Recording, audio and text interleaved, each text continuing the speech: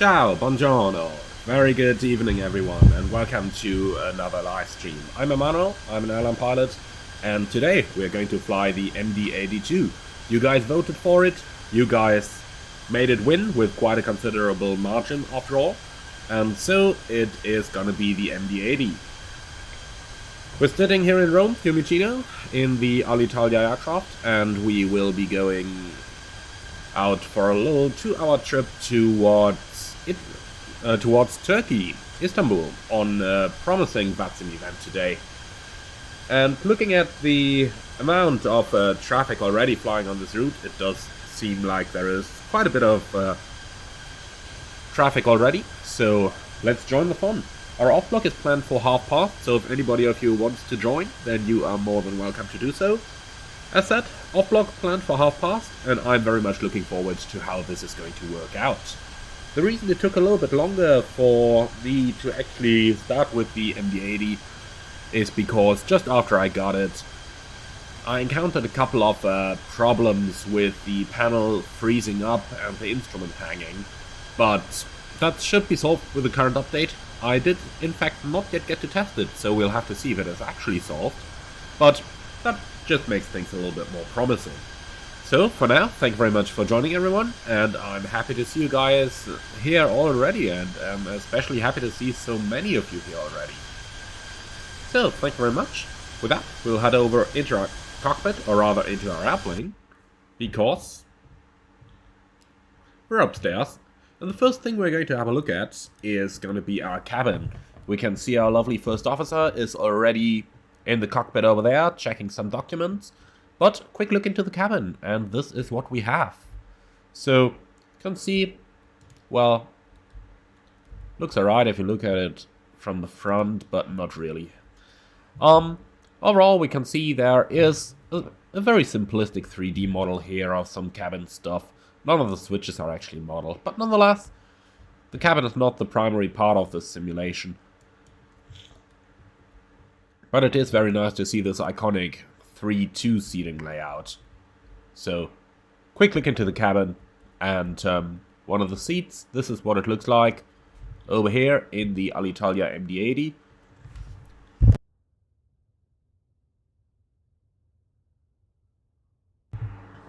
Alright. With that, enough said, let's head over to the cockpit, let's go flying. The livery we see in here is one that I downloaded from flightsim.to, and I've also got a flight deck texture mod from flightsim.to, which made things a little bit crisper and added some detail where there were fewer details in the original Fly the Mattock X model. So, time to take a seat, and time to power this thing up. Now, it is worth noting that I am not very experienced with the MD-80 yet, so I've had a look at the manuals, I've had a look at the rough procedures and everything, and I think I made myself quite a picture. But for example, I find it really hard looking at this aircraft's overhead panel to make out a proper panel scan and stuff like that. So if things do look a little bit weird, then you know why that is the case, and well, we'll just take it from here.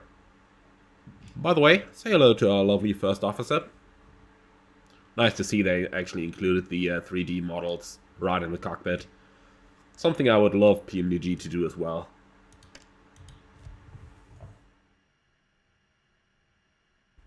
So, battery is on. Let's get ourselves the ground power.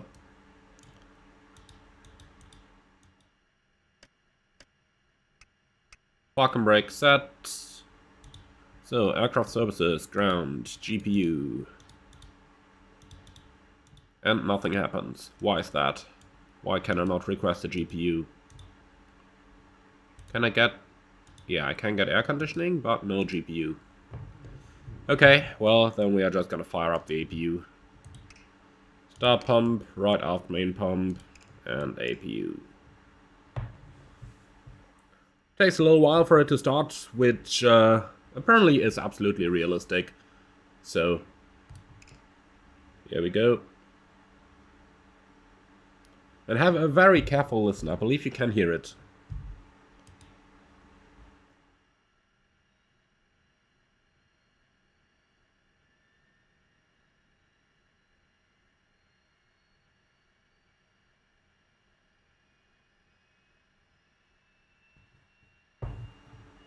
Jerry, GPU on EFB. Yeah, that's what I'm trying. I'm here on the EFB, ground, GPU, clicking on it, but nothing happens. But I'm very sure that it is just me acting something up here, because I do remember they had a lot of tricks and hidden click spots in the P3D version. But here we go, our APU is ready.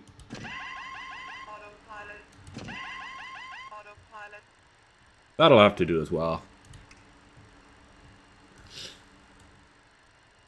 Okay, first thing for me to do here, power up some of the hydraulics so that we can actually retract our stairs. Because we're at a terminal position, so we can get rid of those in favor of connecting the jetways. This aircraft is very integrated with GSX, so I'm hoping that we will get to see some, finally, some good images of GSX on the go.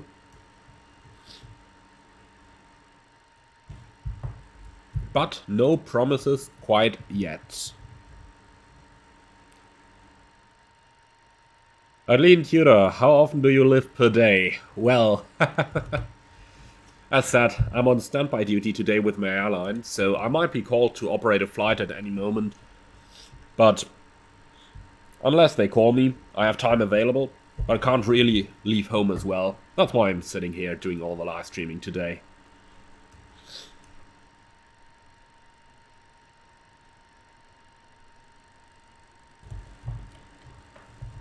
Okay, so the next thing we need to get going is our refueling, so let's have a look into the electronic flight folder. Got our SimBrief OFP.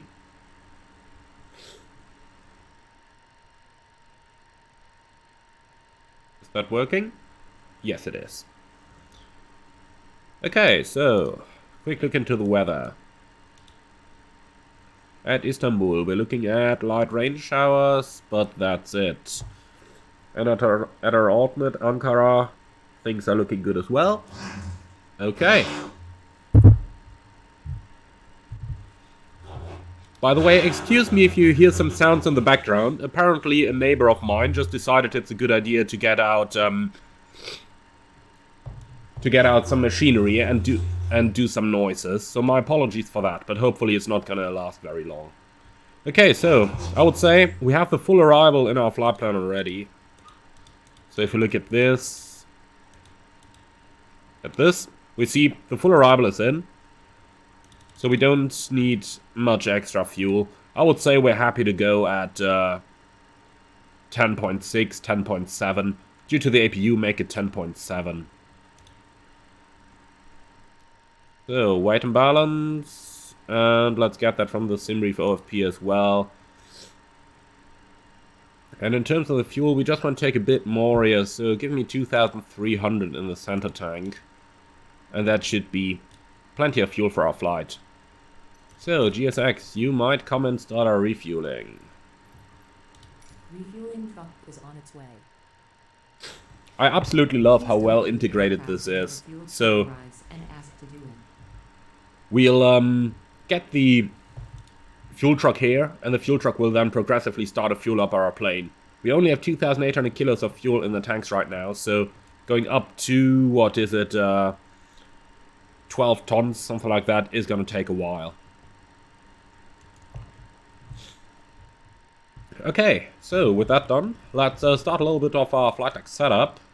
So the one thing I did notice going through the manuals over here is how many warning system tests there are, and that we have to do manual initialization of the flight recorder. So let's do that. The day today is 0312, and our flight number, well, leg is going to be number 1, and the flight number is 1023. And we insert this. And the rest of that stuff we can only do once we have our final papers. So, quick safety check as well. Wipers off, gear lever down, flap lever up, retracted. So, fuel truck in position, they say, so hopefully we will start our fueling now. And Scott, thank you very much for the $10 donation, that's really much appreciated. Thank you so much.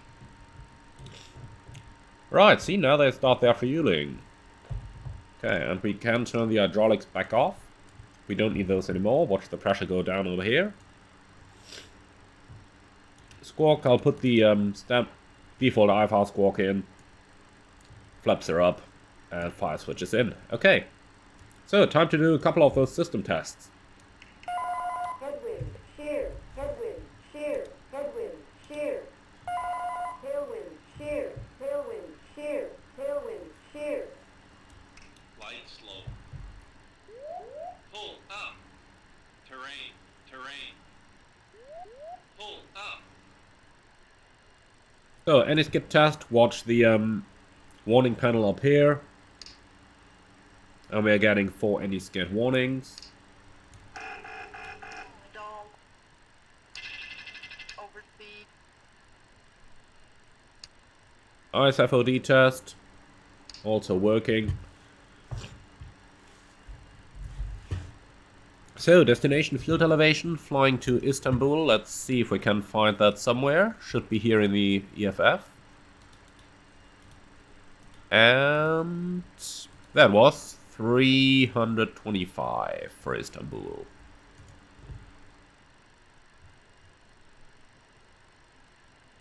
Here we go. And they have a QNH over there. Let's see, from the weather list, 1027.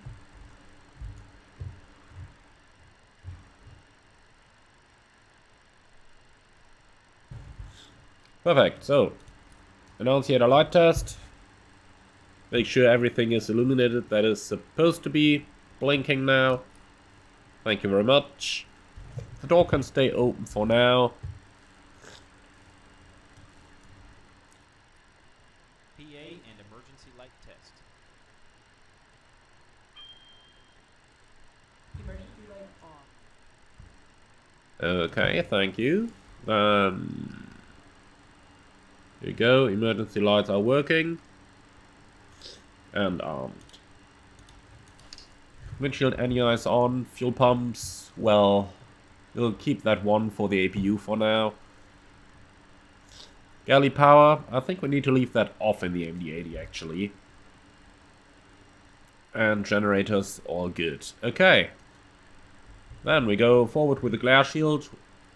Initial climb in Rome is usually somewhere between 4,000 and 6,000 if I'm not mistaken. Let's take 4,000 for now. And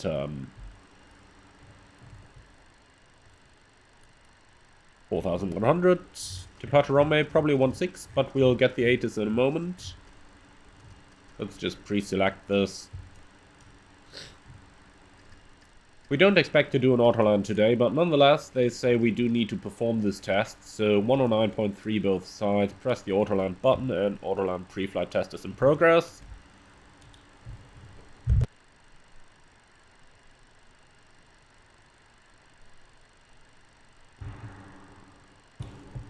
And is actually working.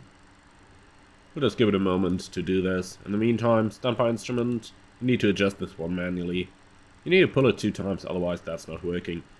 Something I did not find out yet how to do in MSFS is the proper fire test. So we can test the loops, like loop A, loop B, but I didn't find a way to press both buttons at the same time. So we can't really check if the actual fire warning is really working. But that shall be fine for now, and we'll get to deal with that later. NH1011. Okay, weather radar, we'll select WX plus T. We'll see about the flaps and our call sign. So will be the Alpha Zulu Alpha 4 Bravo Alpha. So that's the call sign that is sent to air traffic control from the transponder. The Mad Dog does not have a facility to get that directly from the FMS. That's why we can enter it here on the transponder. And then ATC is going to see whatever we enter in there. Okay then, let's start with the setup. ACARS. AOC, pre-flight, init data, request. Let's see what it's gonna come up with. So, flight 1023 on the 3rd, Fiumicino to Istanbul, ETD 1630 and 0205. Okay, that looks good to me. Then, weight and balance, trip fuel, 6216.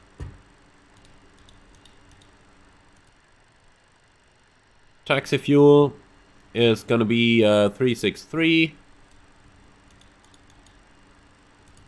And the block fuel we uplifted 10.8.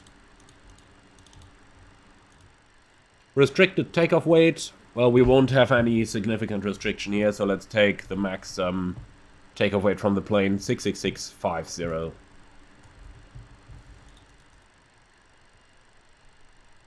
And we can send that to the company.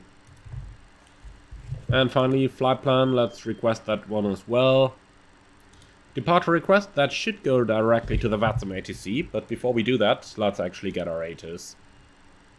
So, request ATIS from Lilf.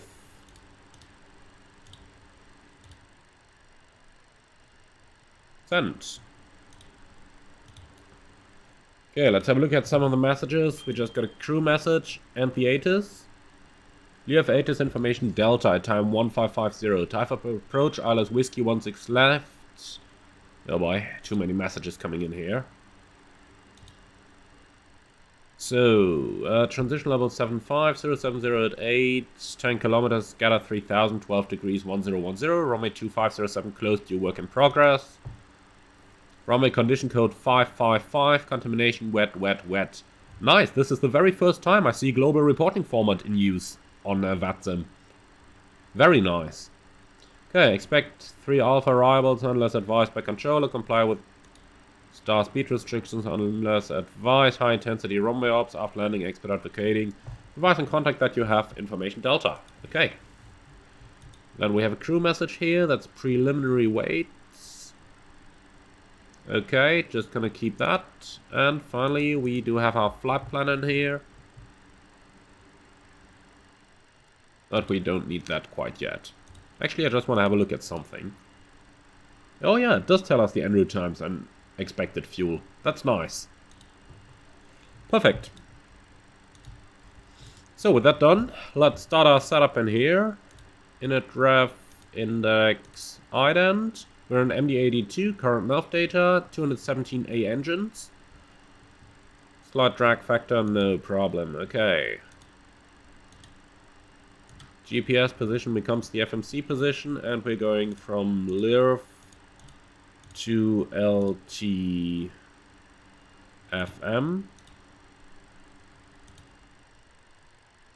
We'll use that company route. Departure 16 right, I assume. And now comes the more interesting part. With all those interesting routes that they're using here at Fiume.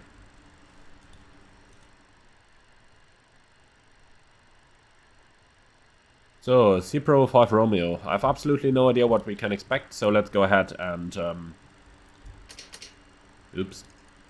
Let's go ahead and request our IFR clearance.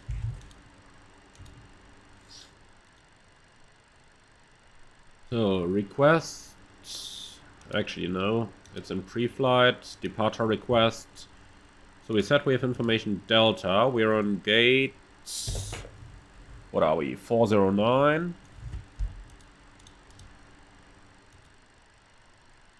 Recipient shall be Rome, Fiumicino. And that looks like it's pretty much it. We're gonna send that one out, and then we'll see what is going to come back. In the meantime, we can already enter our arrival. For now, we'll plan the ILS approach runway 35 right.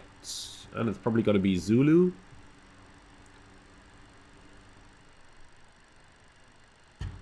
By the drama to Alpha. And let's see what transition that is.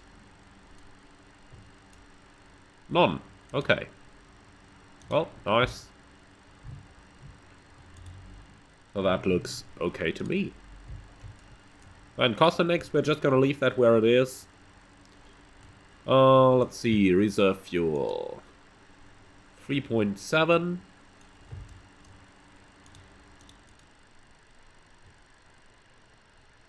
0 fuel weight, 49. Fuel. Well, fuel should be finished. 10,650. It's just about the minimum we need.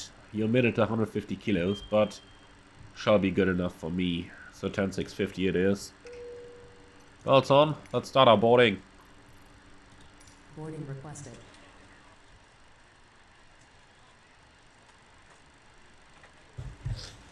So let's say we have 10.7. And we are using normal fuel schedule. Cruising, initially 290 planned. We'll see if we are gonna go any higher. Average wind 218. Do you want a board crew? No, we don't need a board crew. We're sitting here for half an hour doing Passengers stuff. boarding starting. Okay, at 29 knots. ISO deviation -6.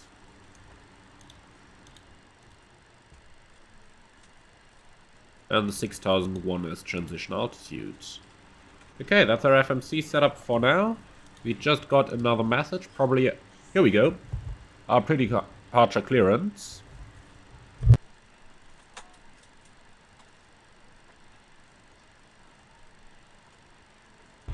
Okay, so, clear to Istanbul, runway 16 right, Xibri 8 Bravo, and Sipor 5 Romeo, climb 4,000 feet.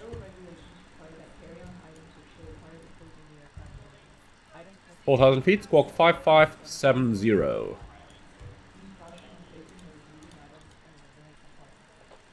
When ready, call 121.9, if unable, call voice. Okay, roger. We're gonna confirm that clearance. So, Xibri 8 Bravo, Sipor 5 Romeo.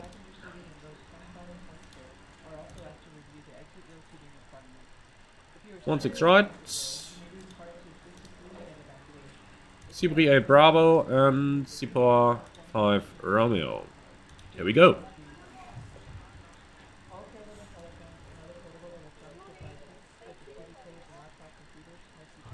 Okay, so that's pretty much our setup done.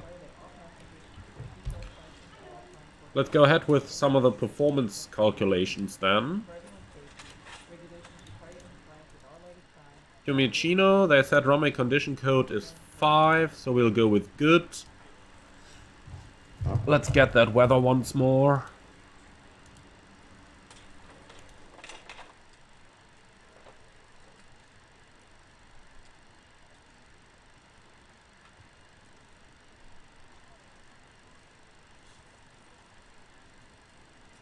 So, 070 with 8.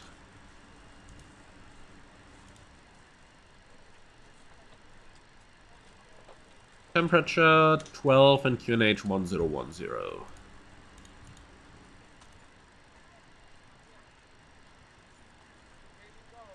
Departure runway 16 right. Flaps optimum, anti-ice off, packs on. Okay, calculate. So we get max takeoff weight 74,983.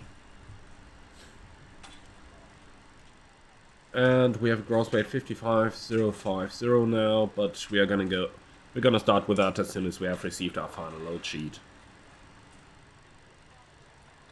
And 1010 now. Okay, that's pretty much our setup and our preparation completed now. So, let's go ahead with the departure briefing. This is going to be a left seat takeoff on the runway 16 right, flaps wheel C, noise abatement procedure number 1 on this runway. And, yeah, we don't really have any specials for this. Emergencies, we go straight ahead for like 10 miles, then a right turn out over the water, 3,000 feet is going to keep us safe. Then, pushback with the nose facing to the left-hand side. And, of course, just now, I don't have my Navigraph charts ready. Stand by 1 second. There is one threat, though, that we can quickly talk about. And that is going to be the difference between the layout of our traffic controls ground here in Rome and the layout of the scenery, which is more up to date than what ATC has over here. So in case they do give us strange taxi clearances, then we have to keep that one in mind. Now, to talk about the actual taxi clearance and what we can expect, let's have a look at it over here on the chart. We're parking on 409, pushback with a nose to the north onto November 7, and then they'll probably have to pull us up to position number 6 up here before we're allowed to start our engines. Now that is not going to actually work in the flight simulator, so we'll just start the engines during the normal pushback. Taxi then, I guess, via hotel. And then we'll see, they'll probably say Hotel Bravo Tango Bravo, but we have to keep in mind that ATC has an incorrect layout of the airport over here, so we'll just keep going on the hotel, depending on the kind of clearance they actually give us. From there we make a right turn onto Alpha. Well, cross runway 25. They might not give us a crossing clearance, because on VATSIM I do keep seeing it every now and then that they say, well, you don't actually need your, crossing clearance for a closed runway, but in real life we're doing that different, so in any case we're gonna get confirmation that we're allowed to cross that runway. And then 16 right, all the way via Alpha to the full length. We might take Alpha Charlie figures, even though interestingly enough, somewhere on the chart, I'm not sure if it was on the chart or somewhere in the briefing, but somewhere it said that we wouldn't be allowed to take Alpha Charlie figures, or rather that we would not be allowed to depart from Alpha Charlie, but I can tell you from first-hand experience in real life that we do depart from Alpha Charlie.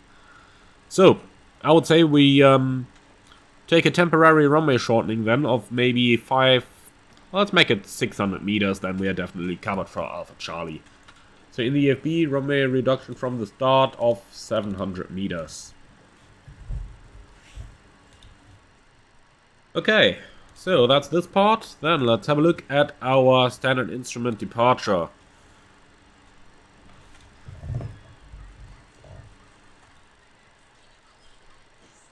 And we have Xibri 8 Bravo and Cipro 5 Romeo. So let's see where that is. Xibri 8 Bravo is over here. And then Cipro 5 Romeo. Where is that? Well, search 4, 5 Romeo. Here we go. That's the quick and easy cheat. Okay, so looking at the route itself then. We have the chart 10-3 Golf, 24th June, transition altitude 6000. In here it's 6001. Runway 16 right, Xibri 8 Bravo, Cipro 5 Romeo. Speed max 250 until crossing flight hour 100. That is in the magic box. And ATC removes limitation by the phrase no ATC restriction on speed. Sounds very Italian. Okay, then for our routing, Xibri 8 Bravo, we climb straight at 2 DME from Ostia, 114.9. We might put that active in the radios. 114.9, and that is until 2 DME, which is our Romeo Foxtrot 601, maximum 220 knots above 602 feet. That's a right-hand turn to join 178 towards Xibri, above 3000 feet, so in here we have 192. It probably doesn't know about the radial to intercept. I guess it doesn't know that in the nav data. But nonetheless, that is close enough for us. Then I'm happy with that as well. Okay, and then after Xibri, make a left-hand turn towards Dbiv, or Dibvi, above 6000 feet. Then on 022, 10.1 miles towards Input. Right turn 090, 11.5 to Otkup. And that is the Buffalo 120, same track, 24 miles to Frosione VOR, Fox Romeo Sierra. Then right turn 121, 21 miles inbound to Cipro. And on here we don't have any additional important information either. So that's pretty much our departure briefing complete. You have any questions about the briefing? Probably not. Okay. Well, we have our ATC clearance. We should have the passengers on board by now. I believe GSX said it was finished. But let's have a quick check. Nope, still boarding. Okay. But it has to be the last couple of people now. Nobody coming there anymore.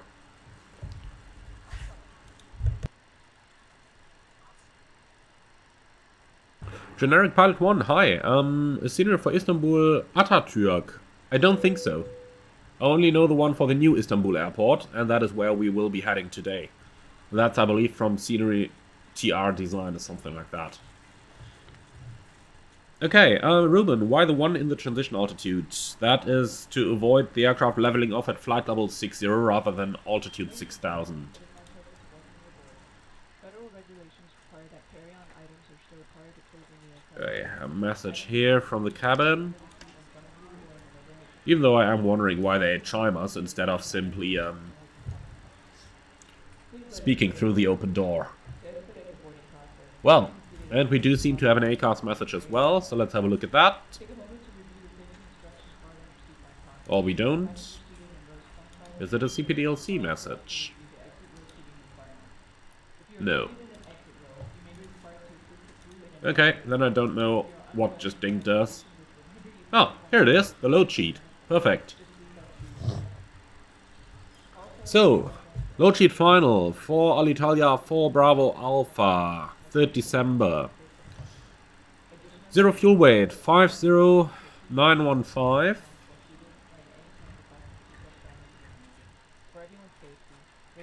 This may take a little while.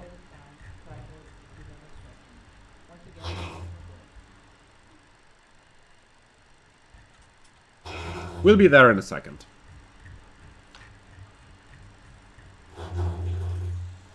Okay, 50950. And take a fuel 10437, good enough. And then we have trip fuel, blah blah blah. Underload 3800, 128 passengers. Can acknowledge this. And in here we have zero fuel weight of set 51. 2 tons more, that's fine with me. We will be flying higher as well, that's going to save a little bit of fuel.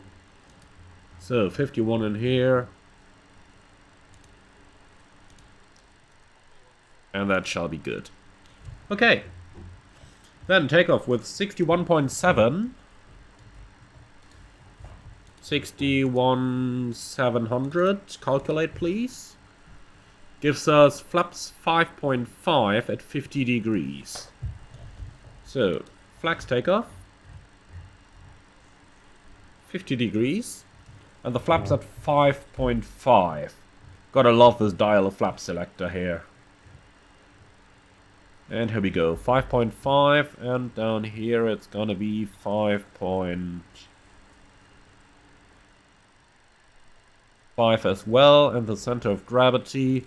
One more look into the load sheet. 16.1. Here we go. Okay, perfect. That should be our setup completed. Then let's see. Takeoff page, and we have takeoff speeds 133, 147, 156. So 133, 147, 156, and that is gonna go into the FCU as well. Here we go, 156. Perfect. Okay, pre-flight complete is what the FMC says. Then let's quickly say hello to our passengers. They should be all on board by now. Buonasera, ladies and gentlemen. From the flight deck, this is your captain speaking. My name is Emmanuel. In the name of Alitalia, I would like to welcome you all on board our flight to Istanbul. Flight time today is going to be approximately 2 hours at a cruising level of 35,000 feet. We would like to thank you very much for being with us. Sit back, relax, and enjoy the trip. And if there is anything we can do for you to make your flight more enjoyable, please don't hesitate to ask any of our cabin crew. Once again, thank you very much for your attention, and welcome again on our flight. And a couple people saying watch the gross weight again. Let's see. We're showing 61.6 up here as a gross weight. And we are supposed to have 61.7. That is good enough for me. So that seems to be alright. We have 5950 in here for the zero fuel. That's 61.6. That is okay. That is alright. When you're turning this one, it shows you the zero fuel weight like this. But after a short while, this goes back to the gross weight box, where it adds the total fuel to the zero fuel weight. So that is alright if it does that.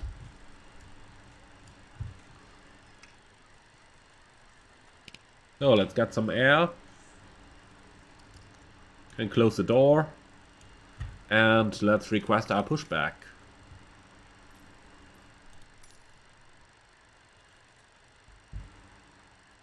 Alright, so let's see, what else can we do? We have our IFR clearance, we have completed our checks down here, so the next thing is removing the scratches that the jetway just left in our fuselage.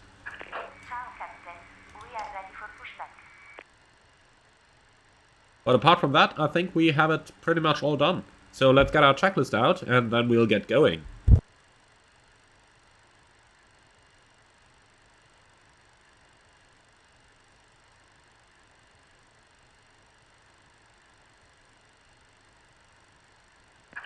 Departure checks completed.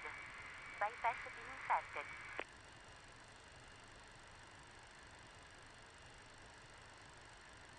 So back in the P3D days, I decided that I don't really like the checklist as it comes with the MD-80, but I found a really good one somewhere on the internet, and that's the one that I am going to use for now. So, cockpit crew checklist. And actually, we just quickly need to fill in the flight data recorder up here. So, takeoff weight, 61... What's that? 61550.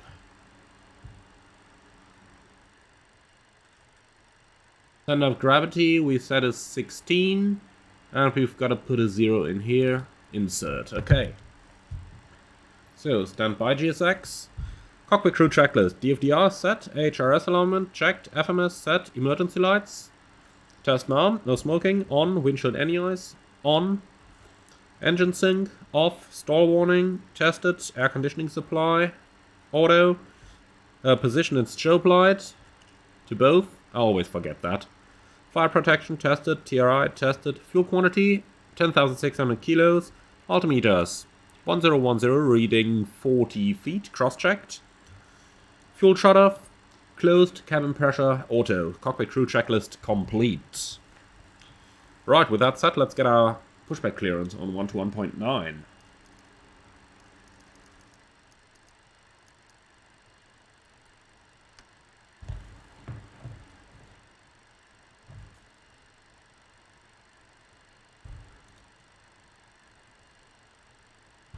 German ground, buonasera, Alitalia 4 Bravo Alpha stand 409er, requests pushback and startup with PDC.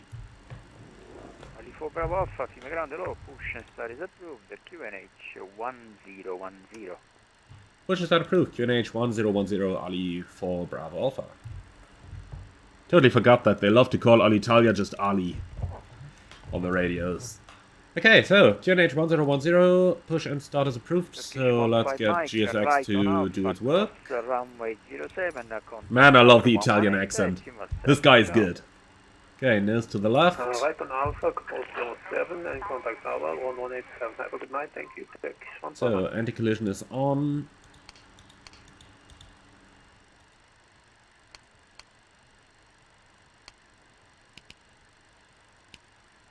So, before start checklist, park brake and pressure, set check, pneumatic pressure, we have 42 psi, engine ignition, set to A, tank pumps on, seatbelts on, anti-collision on, APU norm econ, is in, where is it again? Here, norm. Air conditioning supply, off. Galley power, off. Pneumatic thrust feeds. Oops, that's the trimmer. So, pneumatic thrust feeds open, and thrust levers idle. Before start checklist complete, and park and brake released. Commencing push. All engines clear. Start at wheel. Alright, off we go. Starting the pushback.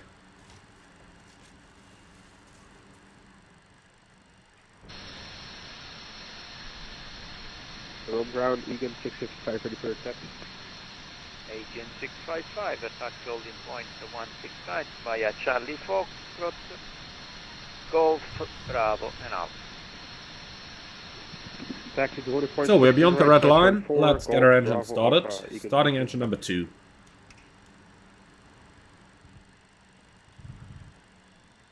I find this to be a little bit tricky, since I need to actually hold the button by keeping the left mouse button held.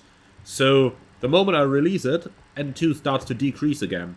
So normally they say to put the fuel on at 20%, but I'll just let it go until 21 or something, so that I have enough time to actually turn on the fuel. So we have N2, oil pressure, N1, and here we go. Austin 502. Fuel is on. 303, requesting push and start. Austrian 502. EGT is increasing. Hold position at Oliver.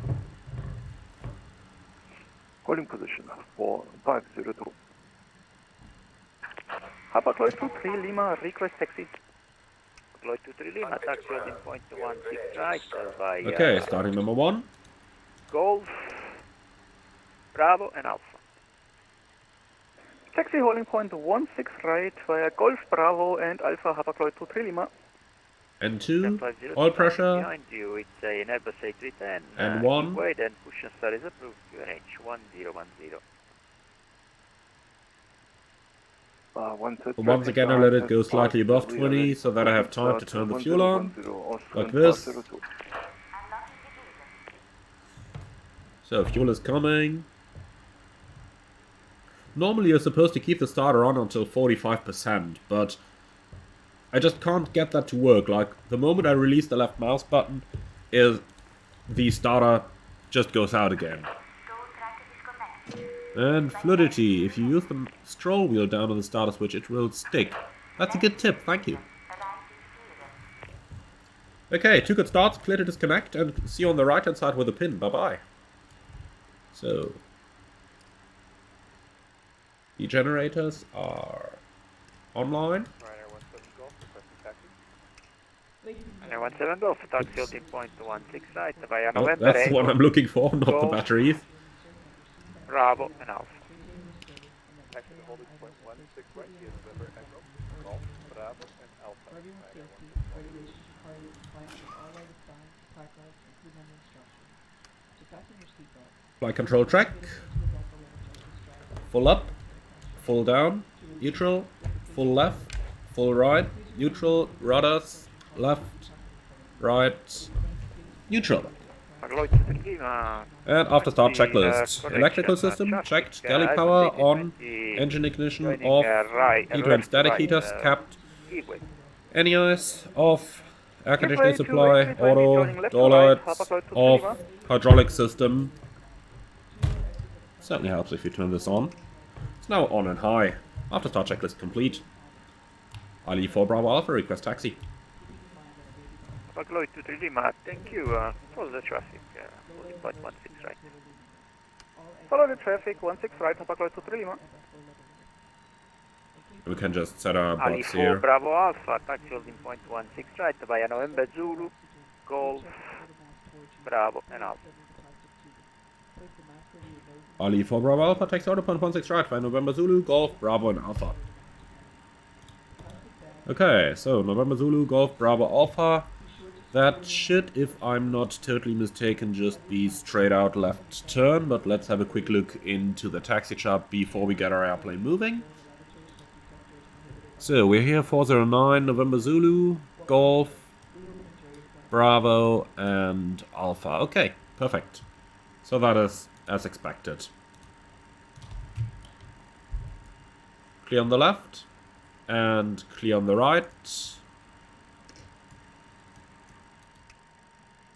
So, what did I forget? The trim. And let's see if we're gonna get a conflict warning. No. Okay. Austin 502, request taxi. Nice, so we're on the way. Ocean 502, taxi holding point 16 right, via November, Golf, Bravo, and up. Right is clear. Left is November clear. Golf, Bravo, Alpha 16 right, Austin 502. So we turn onto the second taxiway, that's gonna be Golf. There it is written on the ground as well. We don't seem to have any ground speed indicator in here, at least none that I could see. Agent 655, right on Alpha, cross runway 07, contact tower 118.7, ciao. Right on Alpha, we'll contact tower, 655. Well, then we'll just have to do it by feeling.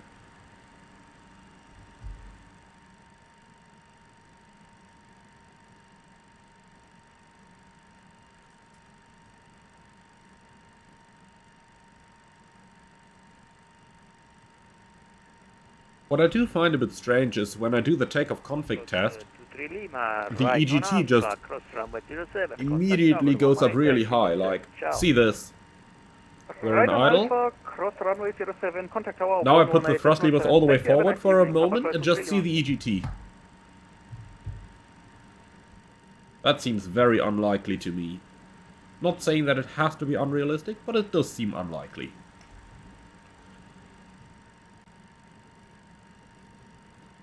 Clear left and clear right.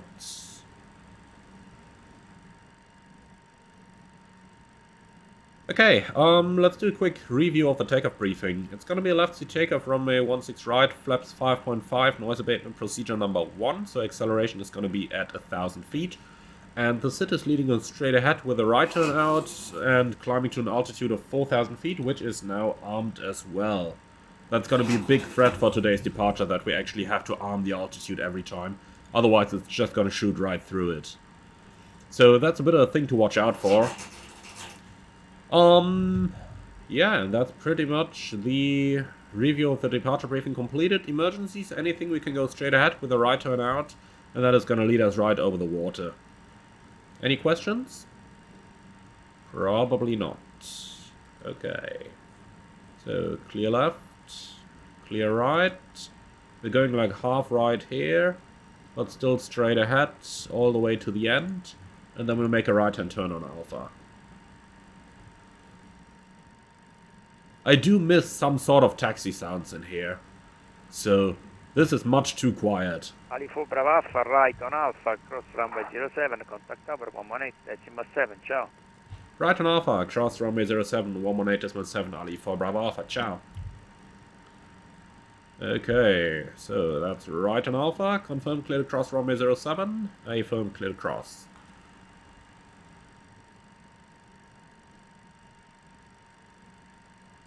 So 118.7.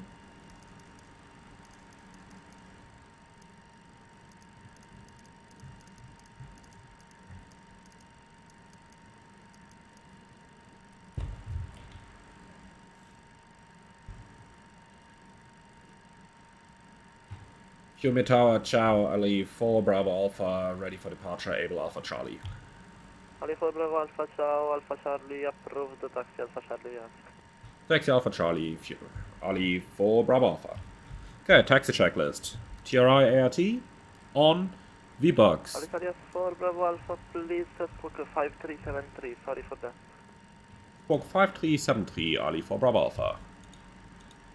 So 5373 is in. Turkish 15 Mike, Okay, so V-Box, we have 133, 147, 156, and clean speed is 195.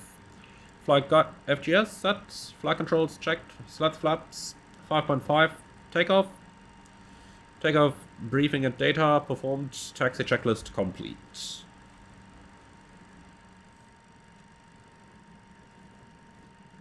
So that Lufthansa is probably gonna go first. Well, I don't see any other reason, or any other way anyway. Finale, you're the 310 in front of me. Nice. So it's actually pretty good timing for us then. Clear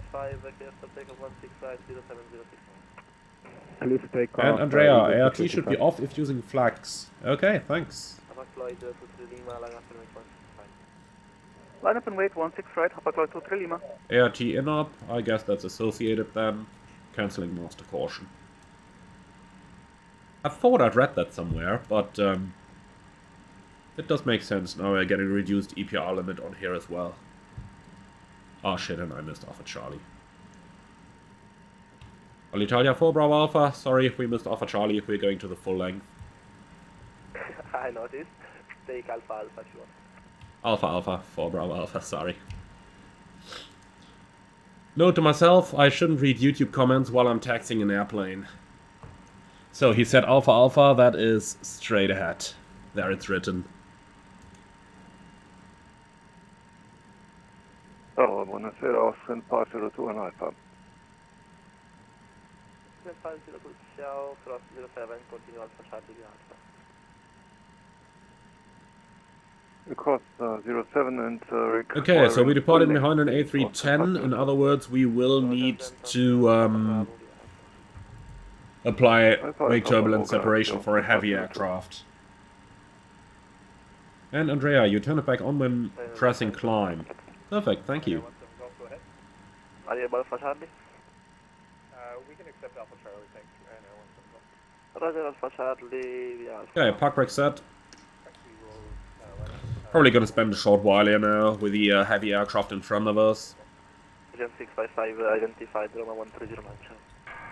1309, Eagle 625.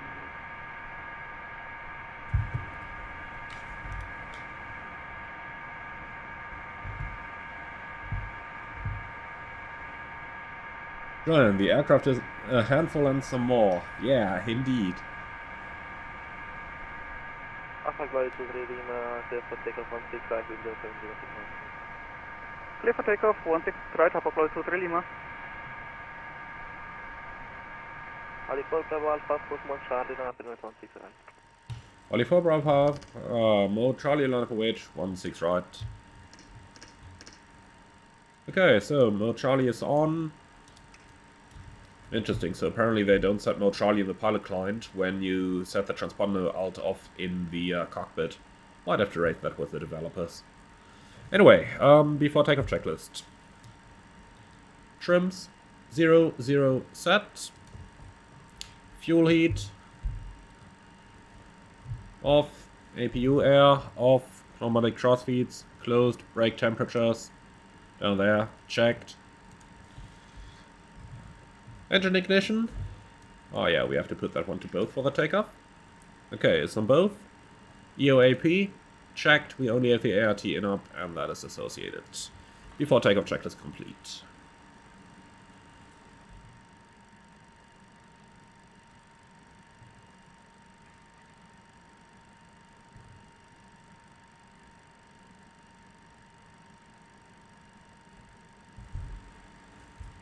Ali 4 Bravo Alpha, are you receiving mode Charlie now?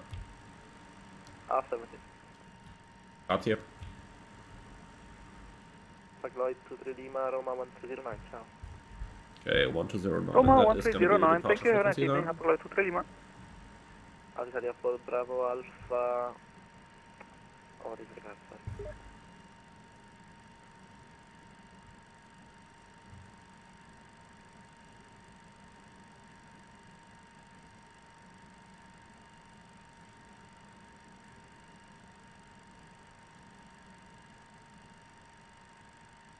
So 1209. It's pre-selected. Question, China Benefiaris, Lufthansa 4, Mike 1, 2 miles from me, 16 left. So we used about 150 kilos taxi fuel. That is quite acceptable, I would say. Lufthansa 4, Mike affirmative. Roger that. Runway 16 left, aircraft land, wind 0706 knots. Lufthansa 4, Mike, runway 16 left, clear to land. Alitalia for Bravo Alpha, wind 0706, 16 right, clear for takeoff. 16 right, clear takeoff, Alitalia for Bravo Alpha. Okay, timing. 07502, line up and 16 right. Runway 16 right, host impact 02. Runway 17 Stabilized. Behind the Set, Alitalia takeoff MD-80 thrust. to departing, line up and 16 right behind. Line up and wait. Runway 16 right behind. Pioneer 1. Takeoff thrust set. Checked.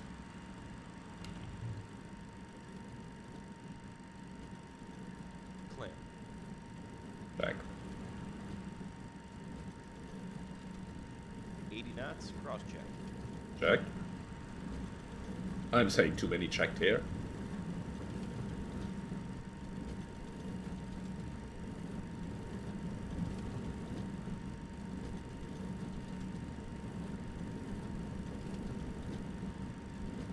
V1.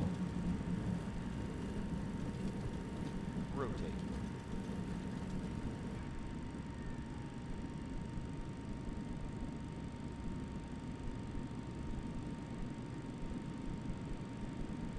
Positive rate. Gear up.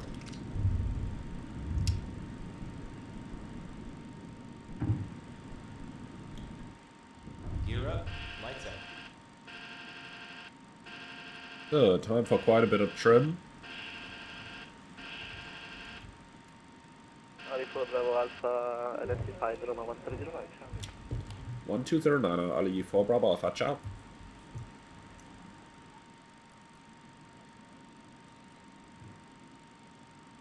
Oma ciao, Alitalia 4 Bravo Alpha, 1400, climbing 4000. Okay, autopilot on. Level change. And nav.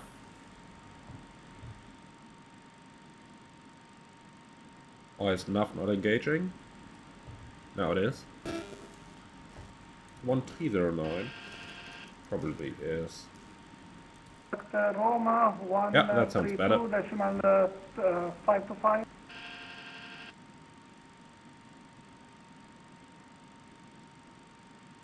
Oma ciao, Alitalia 4 Bravo Alpha, 2800, climbing 4000.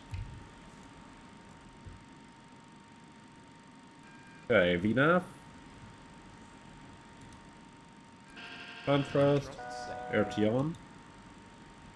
Why is no one talking with us anymore? Oma ciao, Alitalia 4 Bravo Alpha, passing 3500.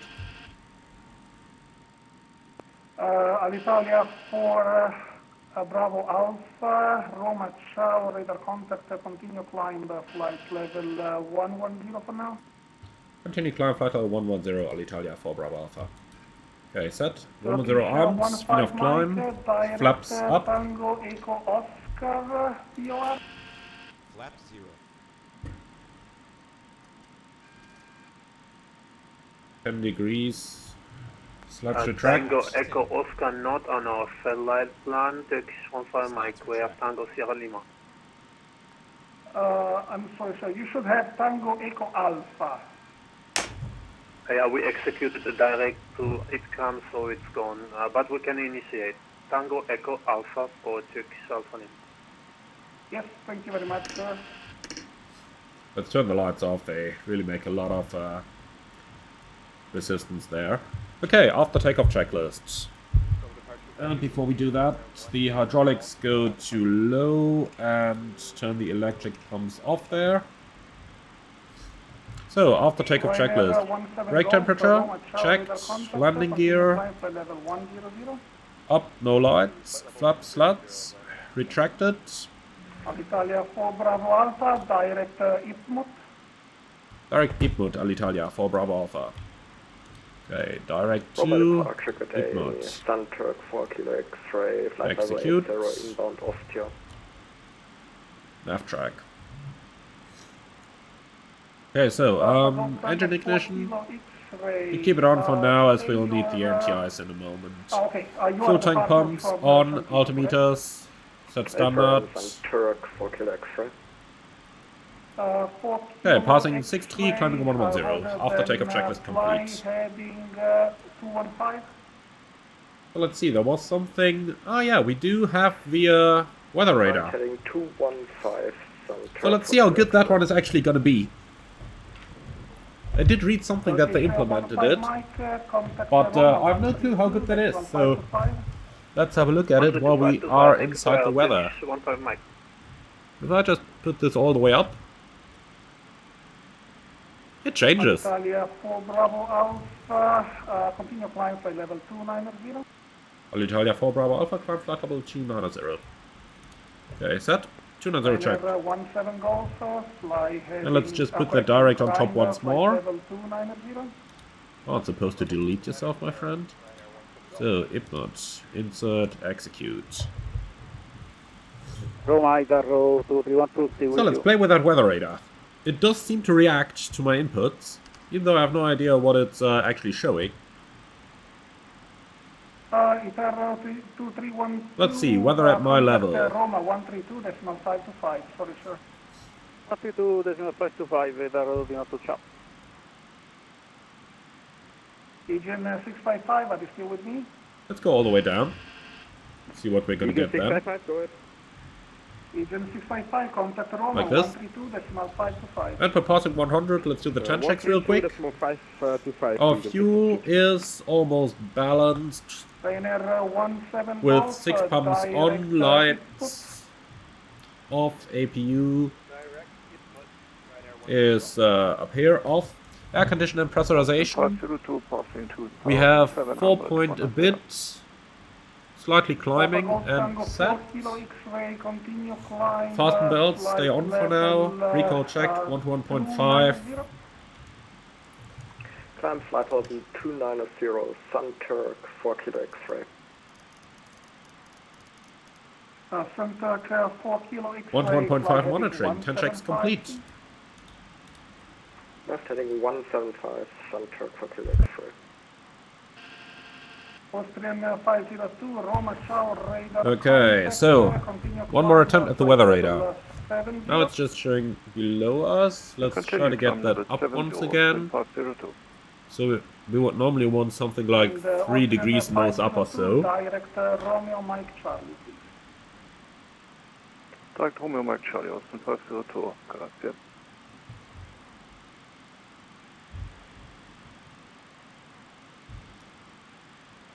And Kivo, yes, the plane got updated, but I downloaded some new textures from flightsim.to for the flight deck, which made things a little bit crisper. Papa Lloyd 23 Lima, contact Roma 132. Okay, so it looks like that weather radar is responding to something, but I don't get the reaction that I would expect. Like if I look outside, then we're almost at the tops of the clouds, so if I go 15 degrees nose up, I would pretty much... Oops. I would pretty much expect this to mostly vanish up here. But remember what we are seeing over here. Now let's go 15 degrees nose down. That is the very extreme test. That should look totally different when you're going 15 down versus 15 up. Left heading 065, Sun Turk, 4 kilo X-ray. But it doesn't really seem to do that. So it is reacting to something. I guess they probably implemented some something in regards to the change of the vertical situation there on the weather radar.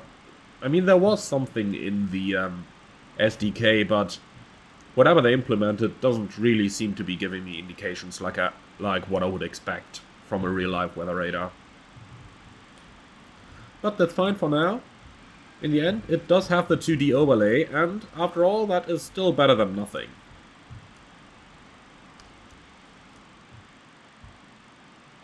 So let's see how high we can go in the end.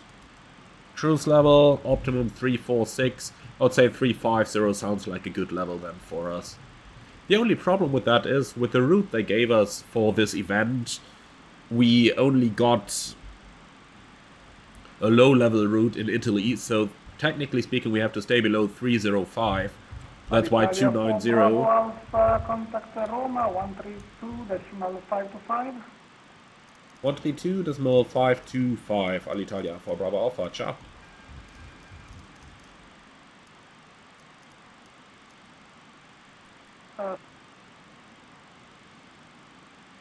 Roma, Buenos Aires, Alitalia 4 Bravo Alpha, passing level 178, climbing 290. Alitalia 4 Bravo Alpha, hello Roma, identified, report requested flight level en route. Alitalia 4 Bravo Alpha, request flight level 350. Alitalia 45, look, Alitalia 4 Bravo Alpha, climb flight level 350. Climb flight level 350, Alitalia 4 Bravo Alpha, grazie. Okay, set. 350 checked, and 350 in the FMC as well.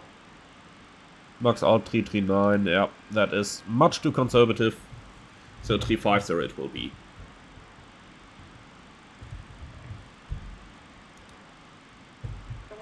Okay, so approaching level 200, quick check of the pressurization. 6.5, 2,500 feet in the cabin, climbing, looks good. And do we have cabin temperatures anywhere? Well, we'll just about keep everything in auto up here. Here it is. Cabin temperature 24 degrees. Nice. Color, Kilo Oscar Lima Oscar Romeo, expect pilot Zulu runway 20, distance flight level 110. 110, there's 2 calls. Thank you, sir.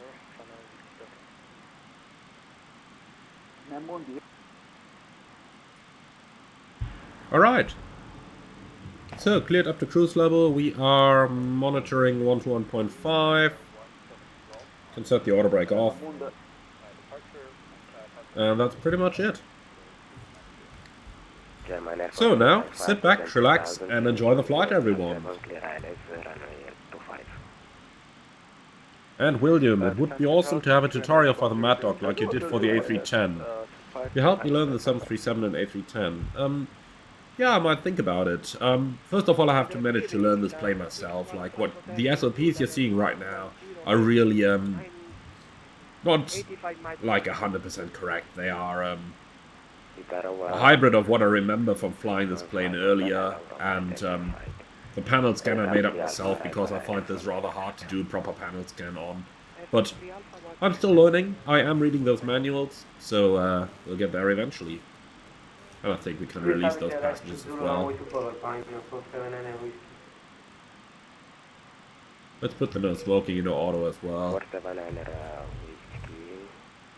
Wind 0904 knots, runway 24 clear to land. Just random multiple, and if you can please increase the density of the puppy lights, please, the final position and whiskey. I don't have voice. Turkey 7 Mike Zulu, contact Adria radar 130. Did the pilot just ask the ATC to increase the brightness of the airport lights? That is something we do in real life quite often. Not necessarily ask them to increase, but also to decrease. But I never heard anyone do it on VATSIM.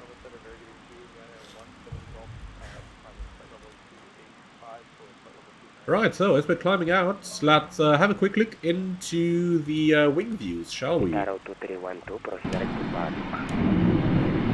Direct to Paddock, is that what you want? Arrow 2312, descent level 110.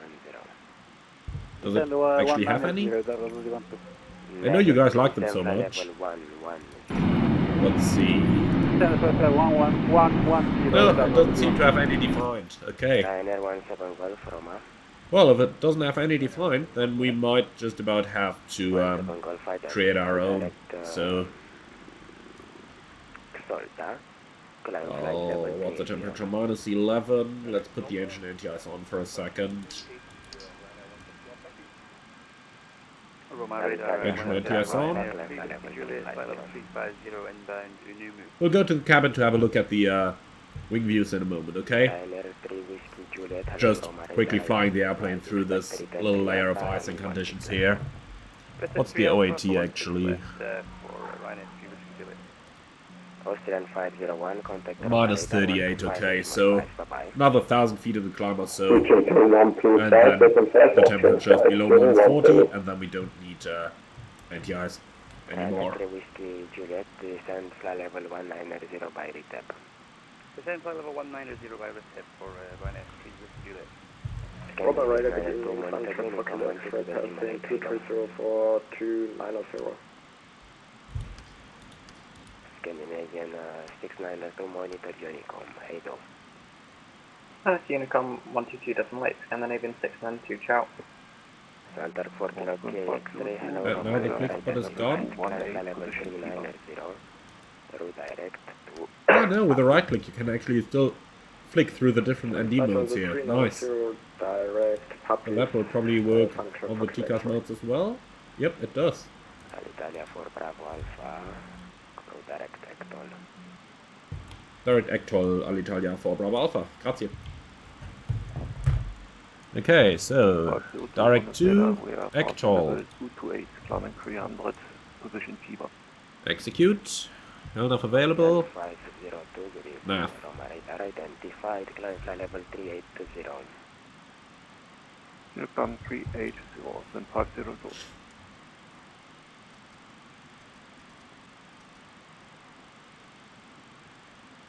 So what's the OAT now? Progress, next, minus 43. Engine NTS off.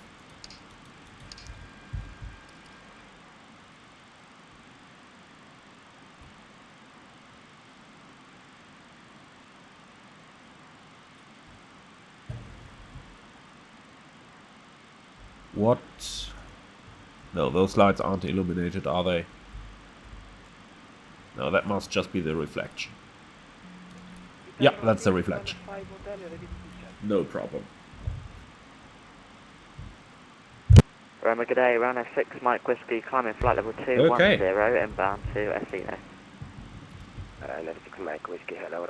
Metal Eye, the plane feels a bit too silent, or is it just me? Yeah, in my opinion, it is very, very silent.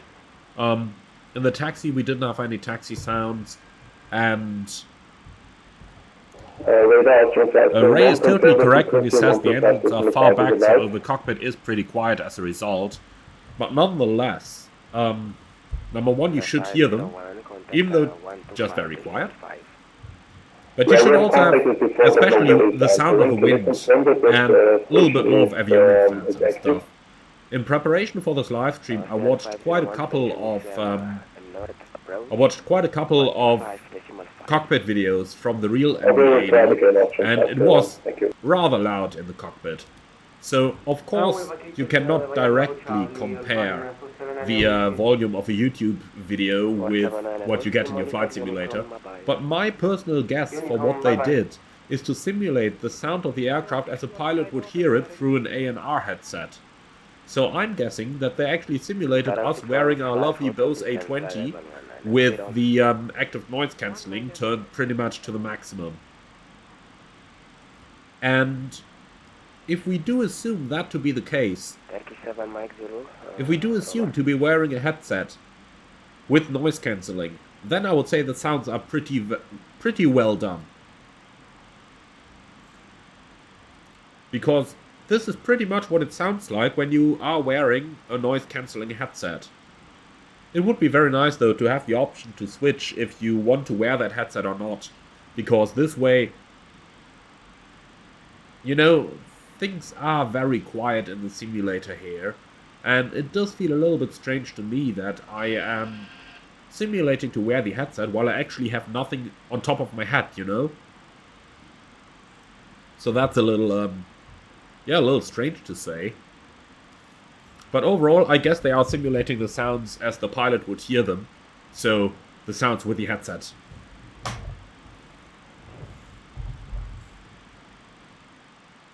But, nonetheless, even with the headset on, what I would expect is that you do get some rumbling sounds during taxi and stuff like that. I mean, personally, I'm flying an aircraft with a 737 that is about just as old as the DC-9, and I know how loud it is in the cockpit in the 737. So yeah, that is just my point of view on the sounds here. It would be very nice if they had that button to put the headset off, and then you would hear the sounds unfiltered, without the ANR. Like the Vision Jets, they have it, and they are simulating the ANR experience. And they did a really good job with it. So it would be very nice if we had that option in here as well. But nonetheless, you can't have it all, so we'll just keep it flying as it is, and I do hope that at some point we get those Turbine Sound Studio sounds that we had in P3D, also available for the Mad Dog for Microsoft Flight Simulator, because in my opinion that would be a great enhancement. We have one to go. Vertical speeds.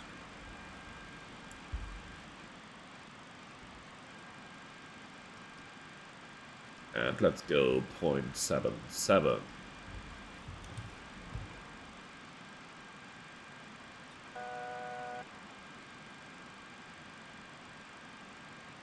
And I promise you we will get that wing view when we're level and when we've completed the flight plan, okay? So, in a moment. 125.5 for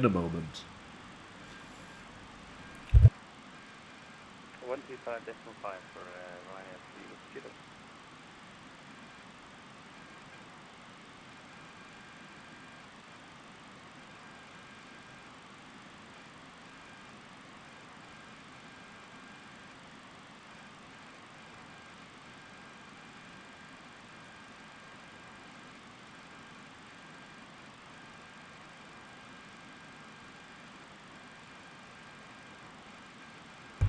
Okay, we're in cruise. Let's see, it's aiming for 0.751. We want to go a bit faster than that. Let's increase that cost index. I think cost index 50. Oh, shit. Cost index, not zero fuel weight. Oopsie. What's that actually? 51. Interesting that it doesn't ask me to execute a change of the weight. So, cost index 50. You give me this. 756, okay, let's see, cost index 80. 77, perfect, that's what we want. Okay. And standby altimeter can go to 1013. By the way, something pretty nice that I just noticed. We have the same altimeter setting. Well, it should be 2992. So we have the same altimeter setting in both altimeters now. We're seeing 35,000 exactly on the left altimeter. On the right one, we are seeing 35,100. And on the standby, 34,950. That is exactly the kind of inaccuracies in the altimetry that I talked about on an earlier live stream. So, you can see not all three altimeters actually indicate the same. Now, the difference in the standby on the 737 is even normally 100 foot more than we have right here. But, that's really neat that they simulated this. I didn't expect to see that. But then again, they are doing a very, very good job in, simulating the aircraft, so they advertise it as the most complete add-on aircraft, and it actually is very good. Oh, little wind shift here, increasing to 0.81. So weather radar, we can set that to about 1.5 or 2 degrees down, depending on the range of the navigation display. So, we are currently inbound to Ectol. So let's see what the flight plan says about Ectol. Here it is, the border to Brindisi radar. 26 minutes, 8.1 tons of fuel. So we are now flying for 24 minutes. By the time we get there, it's probably going to be 25 minutes. So pretty much on time, and 8.1 on the fuel versus 8.4. Yeah, we used like 200 kilos less taxi fuel, and well, I would honestly expect the fuel to be a little bit less at the moment, because we did climb 6,000 feet higher, so we used quite a bit more fuel on the way up than we did previously. But or than we were scheduled to use. But nonetheless, that is quite fine. I mean, it often does happen in real life as well, that you do end up with a bit more fuel than you're supposed to have, even when you're climbing to a higher level. Fuel used is 2,600... Actually, no, fuel used is... Come on. 2,210. And we should have used 2,500. Okay, yep. So we saved 300 kilos. So it does make sense.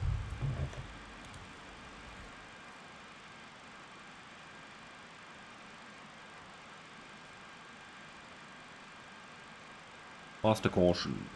Okay, center tank fuel is approaching 0. Center pumps off.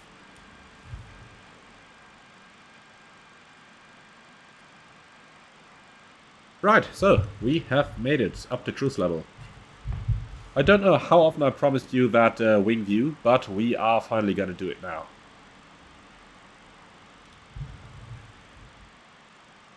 So...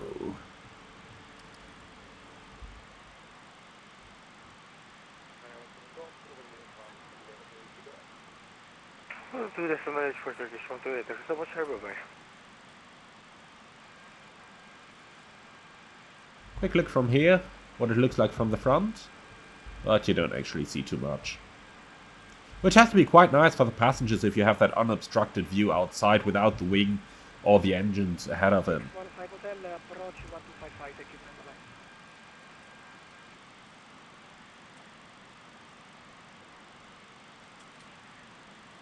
But let's go here where we can actually see the wing.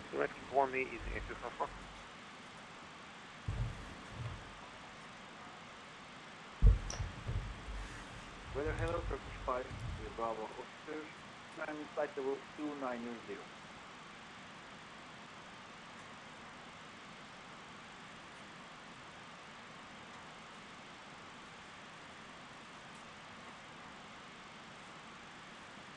Okay, Rome Radar actually just sent a text that they are receive only. They have lost their voice communication.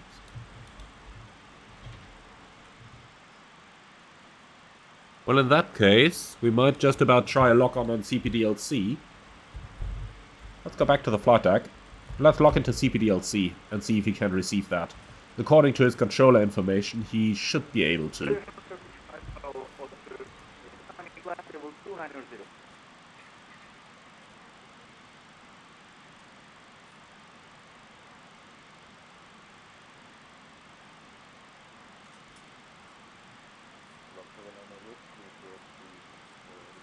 Man, it takes time to walk through that airplane. Okay, here we are. So, let's try CPDLC. Menu, ACARS, CPDLC, connection, notification, Lima, India, Romeo, Romeo, and notify. Radio Turkish 5 Bravo Oscar, radio check.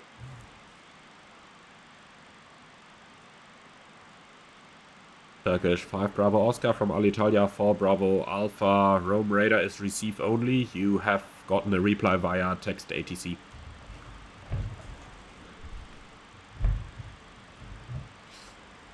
Thank you, sir. Might help him out as well. Okay, so we've sent the notification for CPDLC. Let's see if he is going to accept it. But looks like he is. And we should get... Yeah, connected to... Actually, that's still indicating Fiumicino. Well, we'll see. We've sent the notification and we'll see if we're gonna get an answer to that.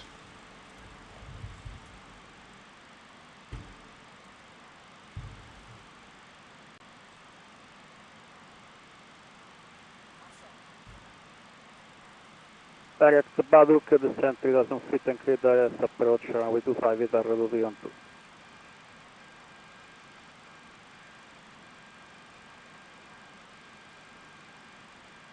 2. Okay, so... I want to go back to the cabin in a moment. Domestos, is the weather radar working? If so, how? That's quite easy. Just switch on the power button and then you have it working. Like this. That's literally all you need to do.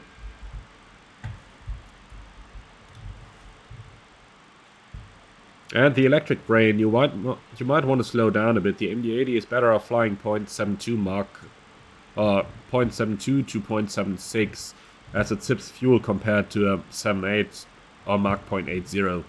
Yeah, you're right about that. I just didn't want to go too slow because we are flying a rather popular event route here. And I could very well imagine that there is traffic right behind us. That's why I'm going a little bit faster, and I have calculated my flight plan at 0.77, so our actual fuel consumption should be accounted for in our flight plan. But let's have a look. We are using 2,740 kilos on the engines. Let's see what that looks like in the OFP. So look here, it says average flow is 2,961, and we are already just using 2,540. So our fuel flow, or the increased fuel flow at the higher speed, is taken into account for.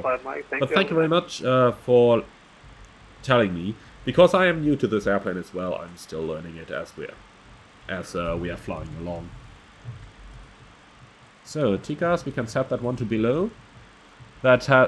So you can see that up here on the TCAS display. And if you have a TCAS set to below, it will show you traffic that's up to 7,800 feet below your actual altitude, compared to the normal 2,800 feet. And the advantage of that is that if you have to do an emergency descent, then you immediately have an idea what kind of traffic there is right below you.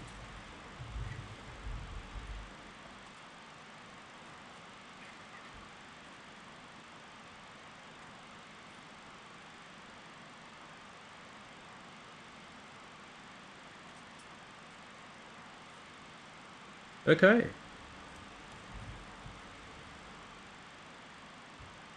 Then, let's quickly go ahead and have a look at some of the, actually, let's try that CPDLC once more. Oma Alitalia 4 Bravo Alpha, did you have CPDLC? He's gonna reply by text as he's... CPDLC is unserviceable. 4 Bravo Alpha, roger, grazie. Okay, that is unfortunate.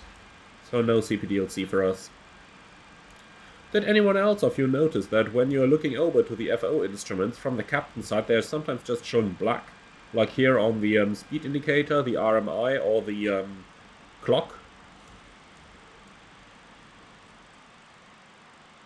And when I'm changing the view, they sometimes come back, but that looks a little strange.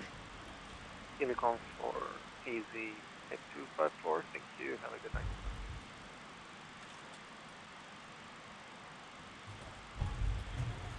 And Birdman, but is that weather radar 2D top down with no tilt? Well, a little bit earlier on, when we have been flying through some weather, I did a little experiment with tilting the weather radar up and down, and on one occasion I could get it to slightly change the image that we saw by tilting it all the way upwards. But thereafter I played a little bit around with it and I couldn't get the responses that I would have expected from a real life weather radar. So I'm expecting it is somewhat of a hybrid there, featuring some of that vertical capabilities from the SDK, but I guess they probably made the best out of it that they could. In my opinion, however, it is still not, it's still not the responses I would expect from a real-life weather radar. And I haven't even started playing around with the gain functions and stuff. I mean, we can do that right now. So we are currently set to a neutral gain. And we do have some returns over there. Now, if I increase the gain to maximum, I would expect those returns to become, first of all, more solid, as we still see a lot of dots, which is unrealistic, by the way. We wouldn't get those, but that's Microsoft stuff and not Mad Dog stuff. But let's go ahead and increase the gain all the way to maximum. Okay, we do get some responses there. And also some responses on the left that are a bit more solid. Let's turn that back to neutral gain.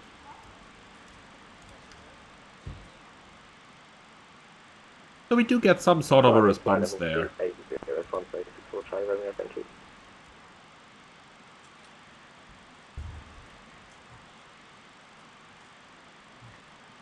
Okay.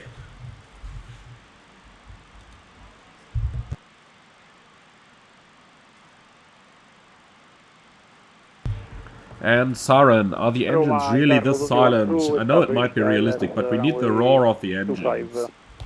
Yeah, exactly my opinion. So, I do believe that they probably simulate the sounds as the pilot would hear them through an ANR headset. So through a headset that has active noise reduction. And if you have an ANR headset, then the sounds would be very realistic. Like the wind and the engines are almost cancelled out, and that is what those headsets are very good at. But for example, you hear the slight clicking sound from the standby altimeter. And that is something that a modern pilot ANR headset is very bad at filtering out. So if we do take it from this perspective, then they have probably simulated the sounds as if we were wearing a headset. So from this perspective, I would say very well done. However, I do find it strange when you're flying and then you get those, you only get those sounds without actually wearing a headset. I don't know, it just doesn't feel right to me, especially because all the other aircraft, or most of the other aircraft, don't simulate that headset either. Then Alessandro, could you make an airplane only add-on list in your opinion? Wait a moment, do I understand your question correctly? Could you make an airplane only add-on list in your opinion? Sorry, I'm not 100% sure what you mean, Alessandro. Could you rephrase that question?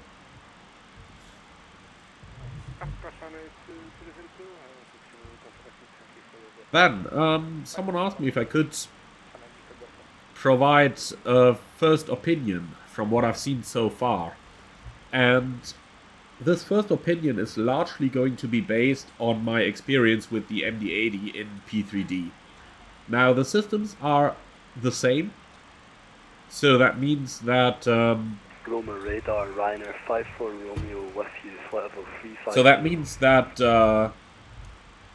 I kinda jump a bit between platforms here, but that opinion should be more or less accurate. If I do say anything wrong and anybody of you notices, then please do let me know. So they advertise the MD-80 as the most complex airliner simulation available for Flight Simulator. And they do say it is the most complete simulation as well. Now, that might be true. I can't say for 100% because I'm not an MD-80 pilot. But what I can say is that a lot of quirks of the aircraft are simulated, and overall the systems do feel quite accurate. Now, is it on par with the PMDG or with the Phoenix? Yes, it is. And they do go a little bit further than both PMDG and Phoenix, in that, for example, we have the avatar of the first officer in the flight deck.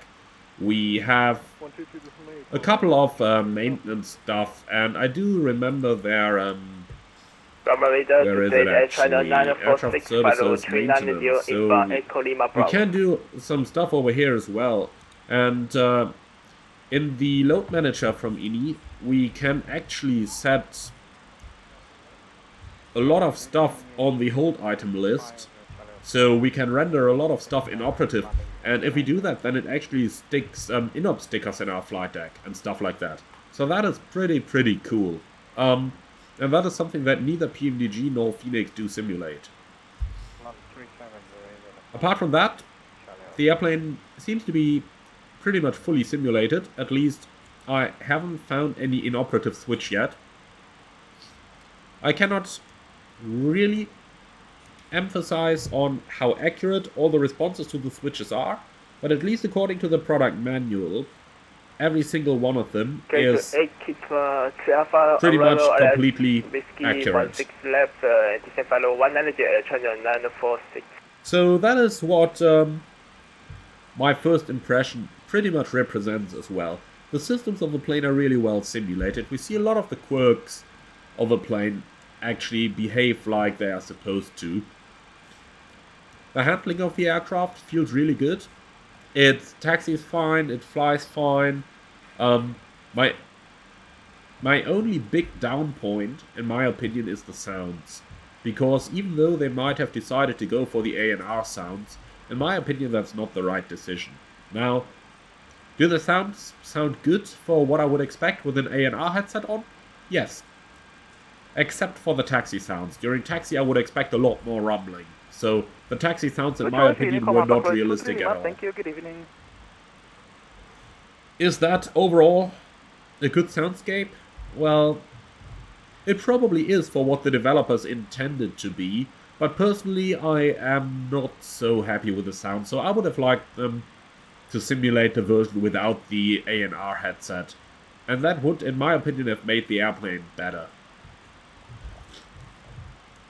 But maybe we can see a third-party sound set coming out eventually, and that might solve all these problems for us. But yeah, that is my very first opinion on the MD-80. And Yannick, if you use the FTSIM sound pack, it's perfect. Okay, I might give that a try. And Yannick, yes, it actually does set an inop sticker. And absolutely, that is amazing. Carro 232 request crossing. Then, one question. Bosoto, I wonder if you would fly it upside down, would the engines become oil or fuel starved? That's a good question. That's a good question. I don't think they would starve of fuel.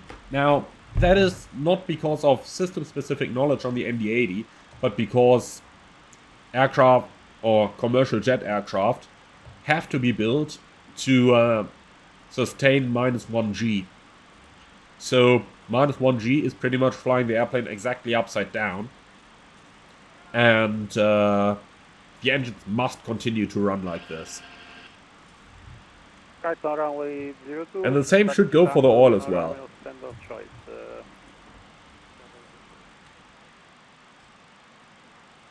Then JTFF mod, I'm wondering, there were a lot of complaints in the forums and from YouTube reviewers that the aileron and elevator effectiveness would be very small. Is this true? Is the flight model good now? That is quite hard to comment on. Now, I do fully agree that you need a huge aileron input in order for the airplane to move properly. And is that realistic? Well, that's the big question. I need to view more videos of the real plane.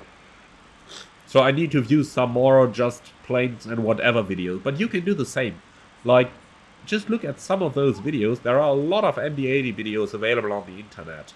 And just look like on average. So don't take it from a single control input. But do take it from, you know, the pilots are doing a lot of inputs on the control wheel. And you will eventually be able to see, like, okay, if they do an input that is so and so strong, then the plane is going to react in that and that way. Now, you can never get 100% accurate with that. But you can get a rough idea of how much of an input is required in order for the plane to react in a certain way. So, indeed, you do need some very strong inputs for the plane to react. If that is realistic, I don't know. And I don't really have any... I don't have any absolute data on it. Let's put it that way. If this was a 737, I would say it's totally wrong. But it is not a 737.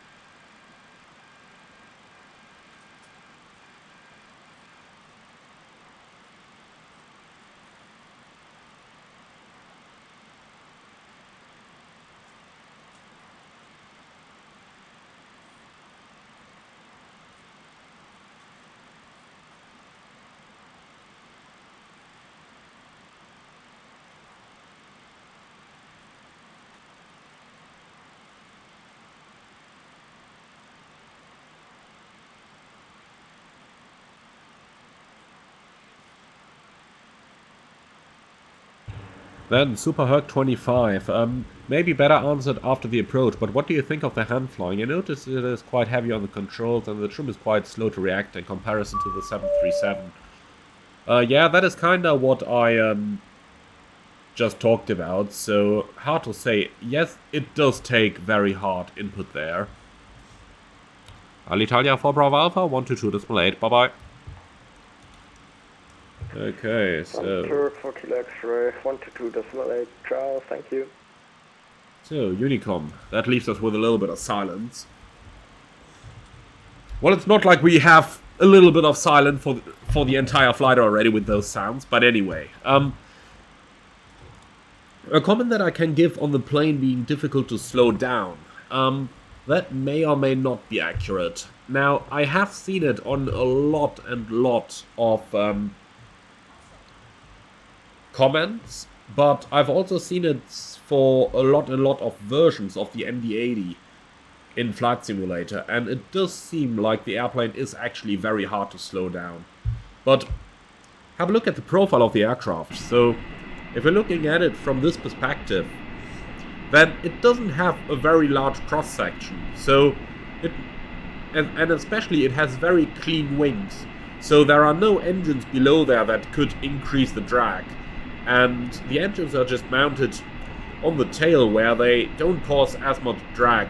So you have that clean profile of the wing, and that might be a very good indicator that the airplane has a lot of lift and very little drag. So yeah, it could be accurate that the aircraft is so hard to slow down. It could be accurate. I mean, look at this. The airframe is like, there's really not a lot on it that would cause additional drag.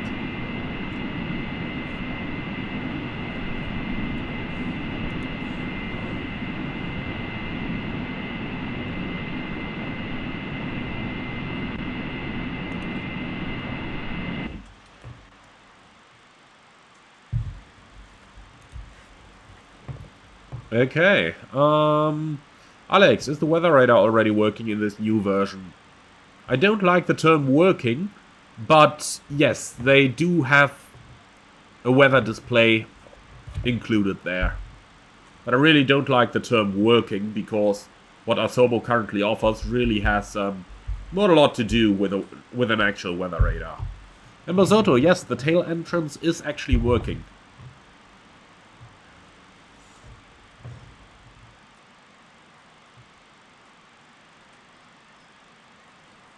And MacGaming, this might be a dumb question, but when do you know to contact the next frequency in real life? Well, because we're getting a handoff from the previous frequency. So in real life, there is nothing like Unicom, at least not in the majority of the world. Over Africa there is a little bit. So, over Africa, yeah, there are some areas that are not covered by ATC, but you will just have your information with frequency to contact on the charts then. Now,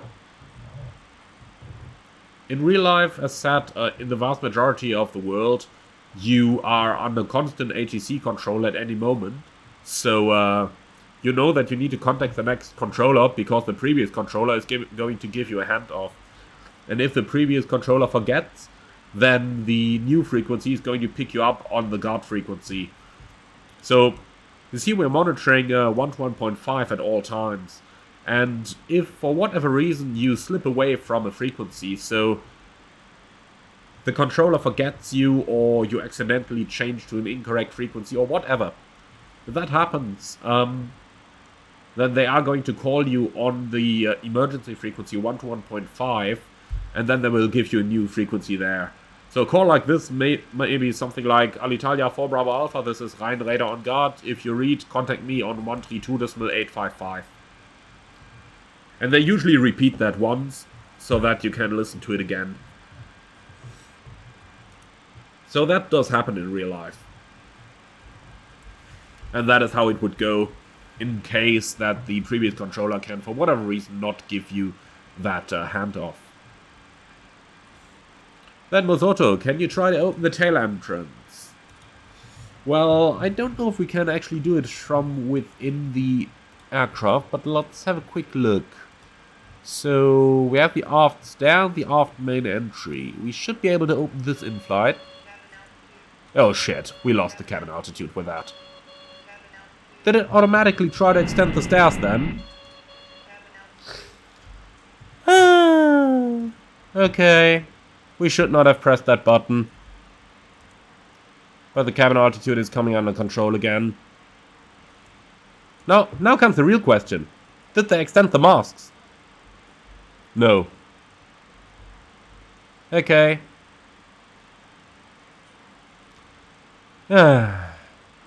So, I need one of you MD-80 experts.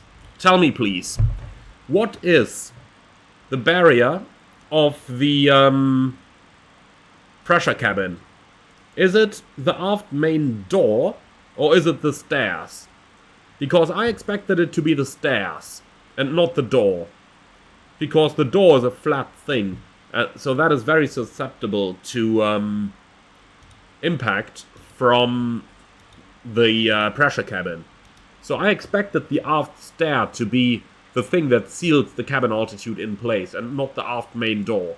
So when I just about opened that aft main door, we got a decompression here. You can see the cabin altitude increased significantly, pretty much to equal our cruising level, with the differential pressure going to 0 and now just starting to build up again. Is that realistic?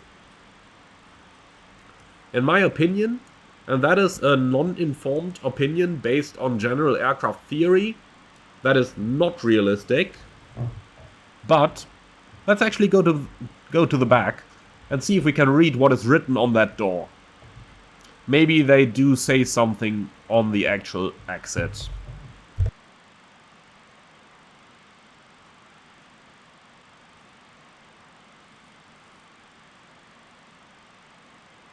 But just based on general aircraft theory and general aircraft knowledge, I would not have expected this to actually be a pressure-tight compartment.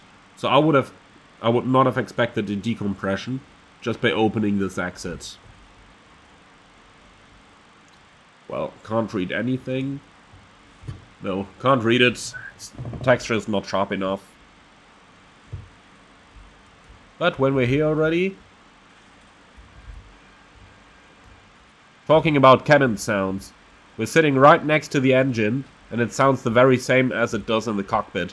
So they don't have any special sounds for the passenger cabin, it seems. But they do have a pretty nice view on that wing.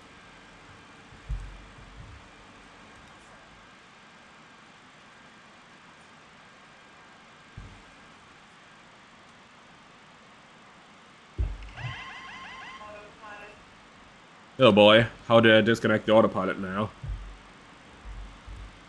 Might take a little while to get there. Okay, I'm gonna cheat.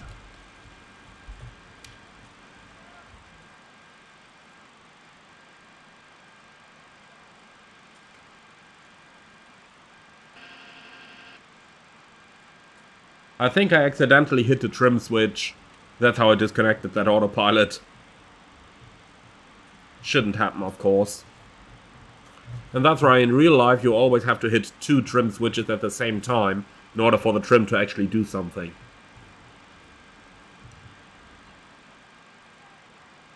Why is it climbing now? The autopilot is on, AP1. Press that VNAV button again.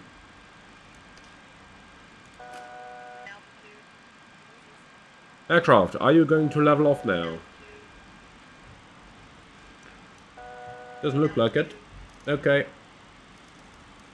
Vertical speed. Is the autopilot not doing anything anymore?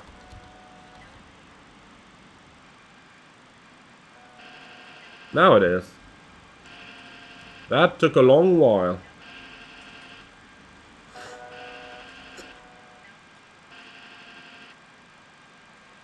We better leave this flight level quick, because there is somebody else oncoming. Yeah, we better quickly go back down to 350.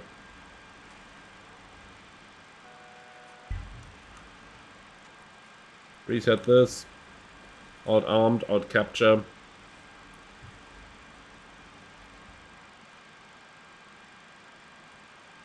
Where is this guy? On top of us. Okay.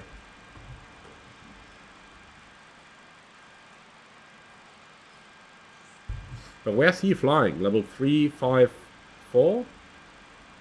That definitely... Well, we might get to see a TCAS in action. Let's see.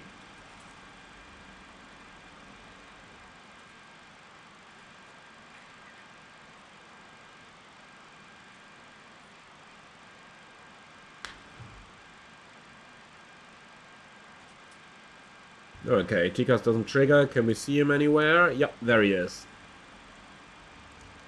Up there. Let's see if we can see him in the overhead window. Doesn't seem like it. Okay. Well, okay, back at 350. Back in the VNAV.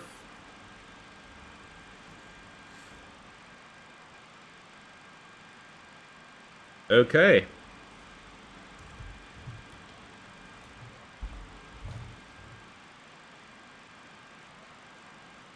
That was interesting.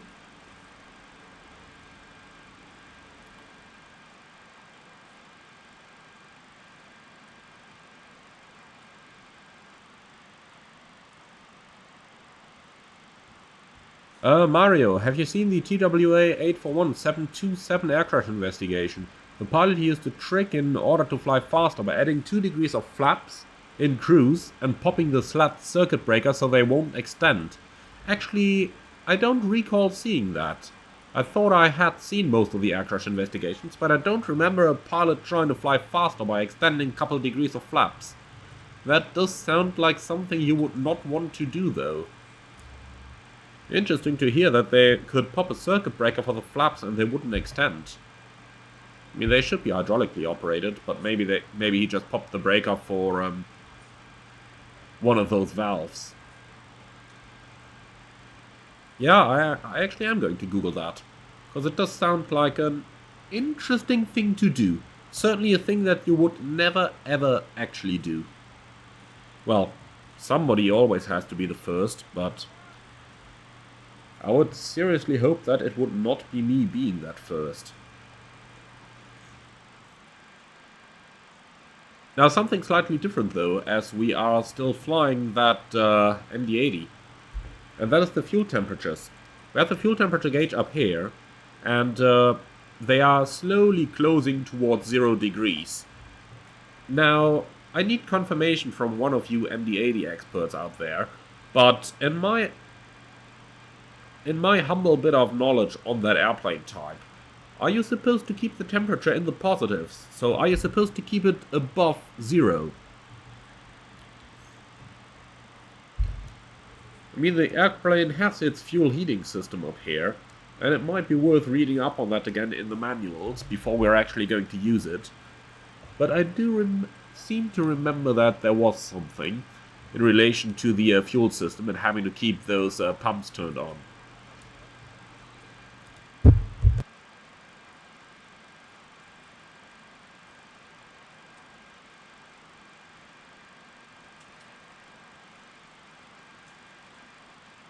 But I'm trying to find that in the manuals right now. So, stand by 1.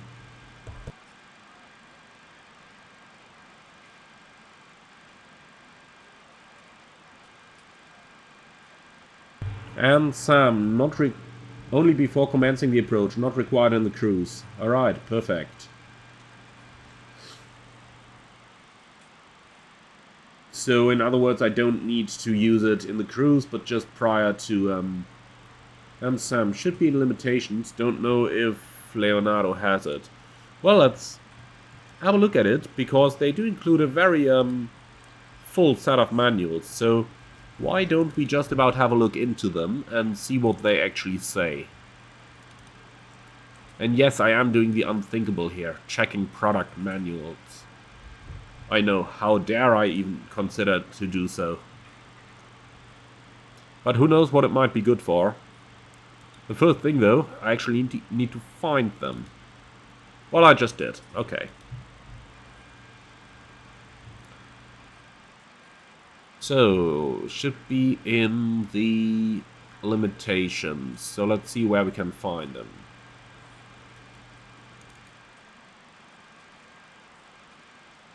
So, operating limitations. Let's give that one a quick look. PDF. Here you go.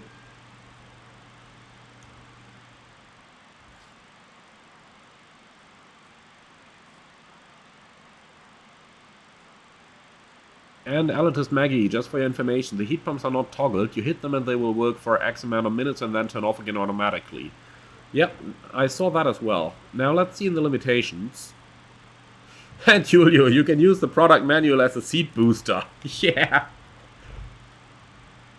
But let's see, fuel limitations, where are they?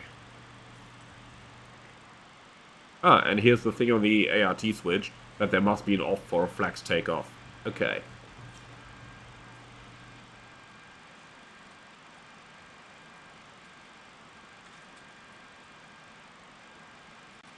Okay, then. Electrical, no. Flight controls, no. Let's see. Power plant limitation. No, doesn't look like it's in there. I would expect this stuff to be included in the Mad Dog.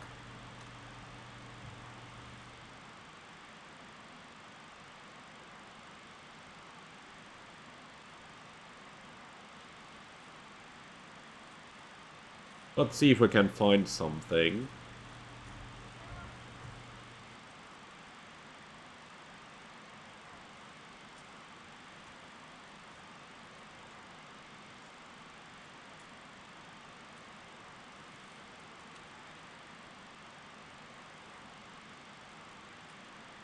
No, it doesn't look like it. Doesn't seem to be there. And Sam, yeah, it would be nice if you actually gave that developer a shout.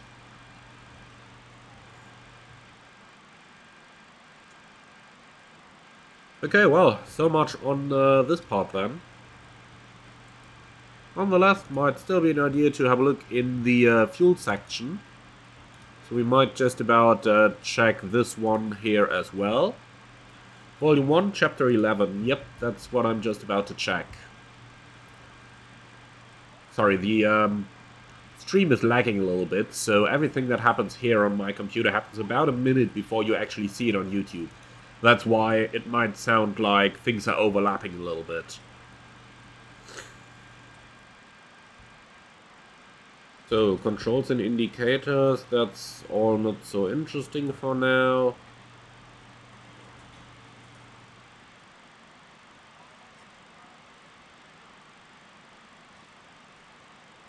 Aux tanks, also not interesting.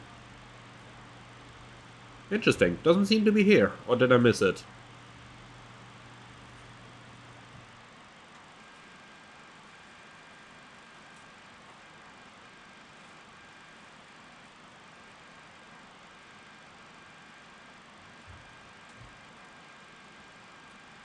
Start pump, tank pumps.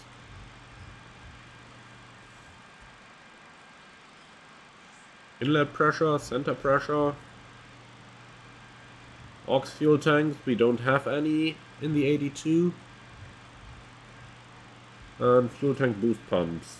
No, doesn't seem to be in the FCOM as well.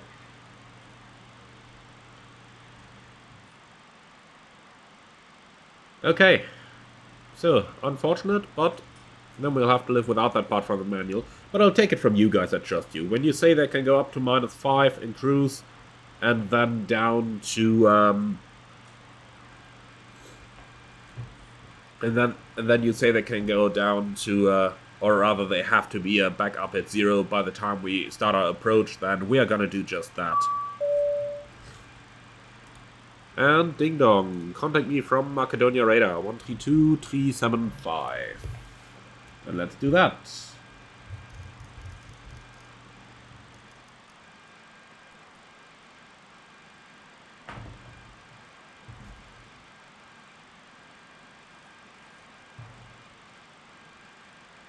Macedonia Radar Kalispera, Alitalia 4 Bravo Alpha, Flight Level 350. Altalia for Bravo Alpha, kilometer radar contact 350, descend flight level 330. Alitalia for Bravo Alpha, confirm you need us to descend level 330 now. Any chance we can maintain 35? You will descend now 330 and then you can go up to 350 again. Roger. Descending now 330, Alitalia for Bravo Alpha. There is crossing traffic from the north, that's why. Roger, any chance we can maybe take a non-standard flight level 340 then? FM, main descend 340, non-standard. Descend non-standard 340, Alitalia for Bravo Alpha. That 340 armed, vertical speed. That doesn't seem to make much sense to me, but normally you would just take the radar vector to make the two aircraft not crash into one another and not make an aircraft climb or descend.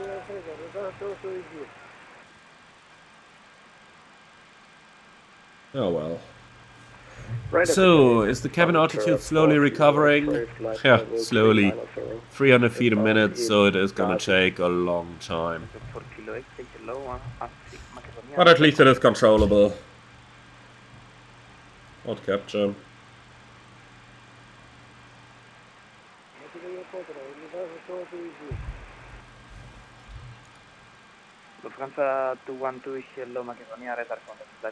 JTFF mod, how are the frame rates compared to the 737? A tiny bit worse. So I do get a little bit less frame rate with this one than I would get in the 737. But the 737 just is very, very good on frame rates on my system. So I would say this is probably similar to, you know, the A320, the Phoenix. Certainly better than the A310, even though that's not exactly a challenge. So yeah, it is okay. It could be better, but it is kinda okay.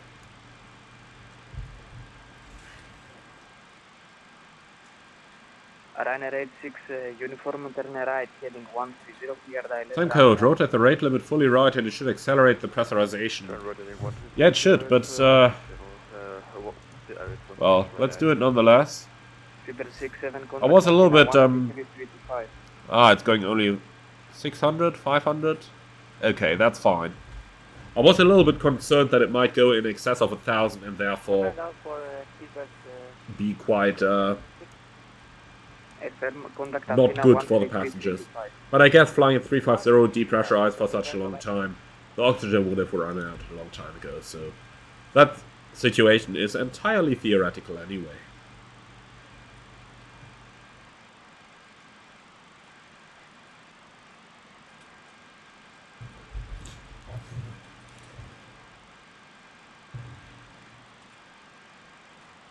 And elitist Maggie, found the fuel lead. It's in normal procedures chapter 2, 4166. Okay, let's have a look at that.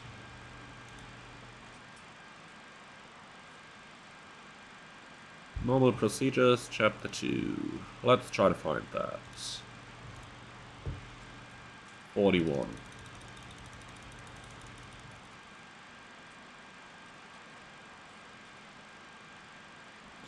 Fuel heat. Here we go, as required. If the indicated fuel temperature is 0 degree or below, left and right fuel heat switches should be placed momentarily at on position, thus giving one cycle of 1 minute duration of fuel heating. CM2 observe fuel heat on lights coming on, followed by fuel temperature and oil temperature increase and going off after 1 minute. Note, both fuel heat switches and fuel heat on lights should be off before takeoff. Engines at idle, fuel temperature rises low, that is okay. Okay, so this... 128. Where are we here? In the pre-flight procedure still, are we? Yes. Let's see if we can find that once again somewhere in the cruise procedures.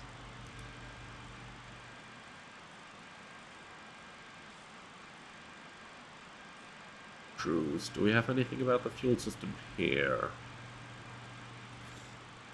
Okay, that's just your standard fuel checks that you are doing. So not all too much a problem. And then we're in descent preparation. Okay, so that... Do we have that in the approach again as well? Fuel heat system, yeah. So this is in descent preparation.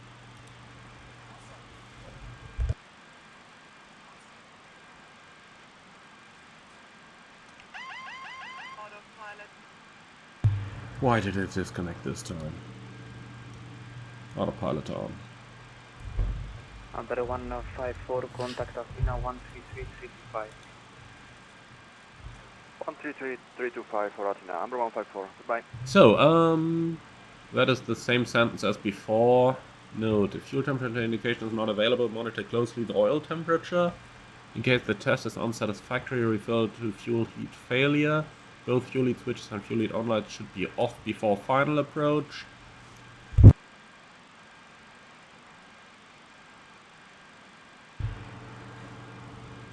And engine at idle might not work. Fuel temperature increase may indicate a malfunction in the first stage of the engine fuel pump. After 1 minute, observe the light go off. Okay. Right, so this is descent preparation. So it looks to me like we can actually do this now with the temperature at 0.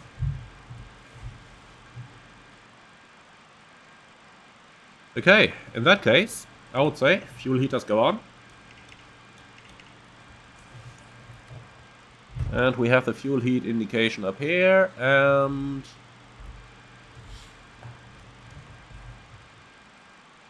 now it's rising, very nice. Sam, you do seem to have a very good idea of the airplane, so could you tell me, the fuel temperature is rising really quickly here, and for obvious reasons, this cannot just be, the tank temperature going up that quickly. I guess this is probably directly at the fuel heaters then. And you have fuel going through the heaters at this temperature that then goes back into the wing. Is that correct?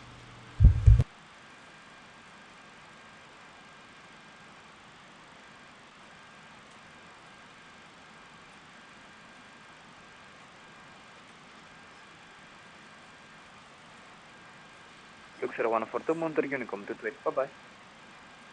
1228 for Alexa 142, bye-bye.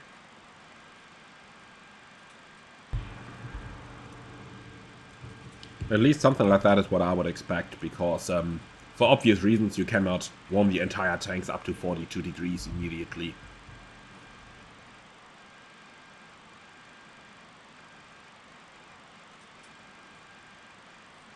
But now it's going down again, so let's see how much that is going to look like at the end.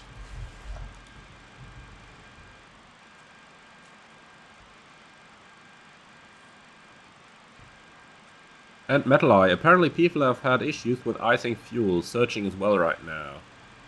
And Sam, it is measured just before the fuel control unit. The purpose of it is to condition the fuel in case of a go-around. That is why you typically do it in the approach. In cruise, the normal fuel freezing temperatures are the limit. Alright, perfect, that does make sense. Because my next question would have been exactly like, how much do you actually need to, or rather, why would you actually need to keep the fuel above 0, since the fuel freezing temperature normally is in the region of approximately minus 40 degrees or something.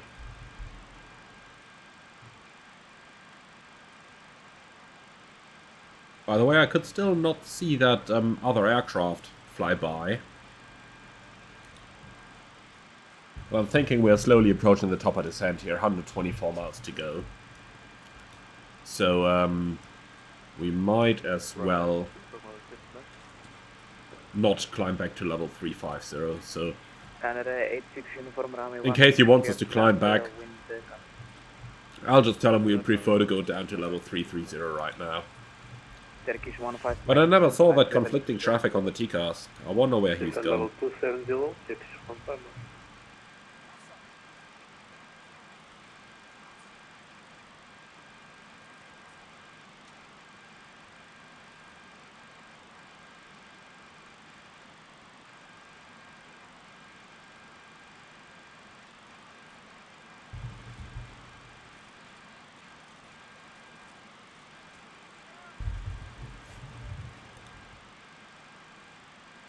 And Sam, otherwise you keep cycling during the whole cruise. Yeah, that's exactly what surprised me as well.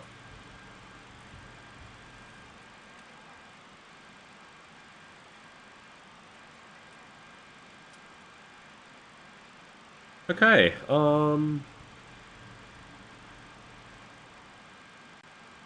Julio, is it just me or are there some ambient cabin sounds? It sounds like some people are talking in the background. Well, I'm just checking my taskbar to see if there is any signs of FS Realistic left, but I've turned that off, so anything you hear is coming directly from the Mad Dog.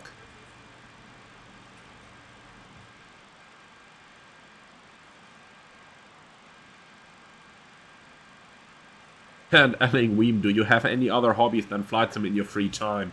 Yeah, absolutely. And yes, there are people talking in the background. I hear it as well now. Let's see if that changes if I close that door. Door is closed. Bye-bye. And ding Charlie, dong. contact Athena 133325. Athena 133.325, Condor 2 for Charlie. Bye-bye.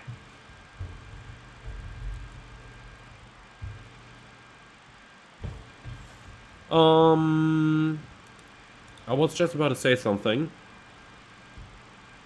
but I don't actually remember what it is.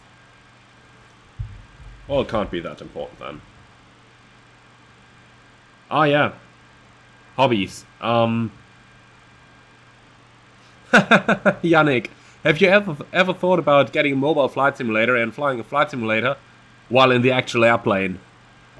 Well, I did play a trick on some passengers once when I jump seated to my simulator training, and I had a flight simulator on my iPad. And when we are jump seating, we are doing so in our uniform, and preferably we are sitting in the passenger cabin. So passengers do look very strange at you when you're sitting in a pilot's uniform back in the cabin. And yes, on one occasion I did take a mobile X-plane on the iPad, and I had a bit of fun on one passenger saying like, oh no, I'm flying the plane now, you can do it from the back with an iPad. Well, it took a little while in cruise to explain to them that that was just a joke, if you know what I mean. Hey Julio, what is better than flying in real life and then flying on a sim? Well, obviously flying in real life. But the simulator has its preferences, like I can stand up whenever I want to, I can get food whenever I want to, I can jump in bed whenever I want to. And, you know, in real life you're just sitting there and having fun, but of course real life is unbeatable. And Reno made it so convincing they didn't believe you afterwards. Yep.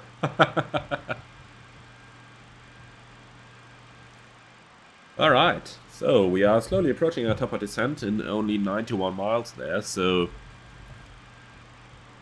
let's have a look into some of our arrival procedures then. So Istanbul is probably one of the more complicated airports that we know of. So let's quickly go ahead and request our ATIS and find out where they're actually landing on. EPDLC connection timeout, that's copied. So AOC en route, where can we request an ATIS? Probably on the request menu, yes. ATIS, and we're looking at LTFM. Send.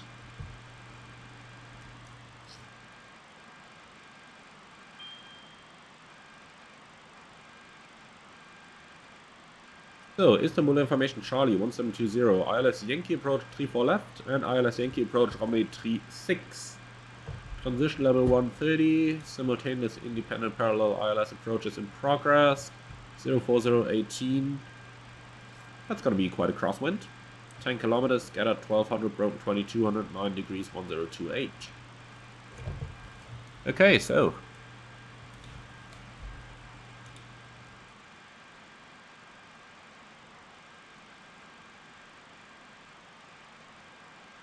LTFM, it's gonna be a dry runway, 40 at 18. Temperature we set is 9 and 1028.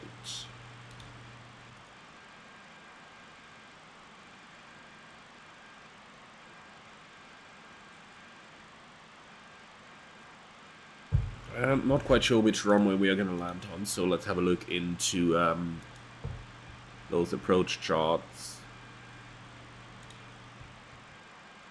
Might as well remove those from Rome. Bravo 2 Alpha arrival.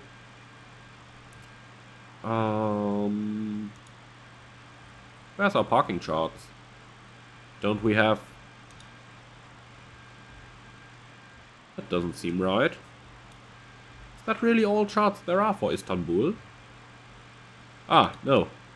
But if I remove the filter, then things might look a bit better. Okay, that looks much better.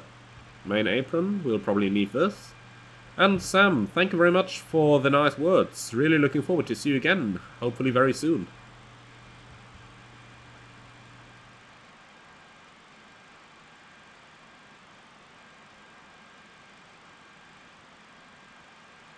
So looking at the airport, they're using either 3-4, which is over here, or 3-6, which is over here. We might probably get runway 3-4, so let's plan the approach to runway 3-4. So in that case, it is gonna be the ILS Yankee 3-4 left. Okay, so approach 3-4 left Yankee. And we'll get the chart for runway 36 as well, which would be the Yankee as well. Okay. Okay, Yankee 3-4 left, minimum is 525.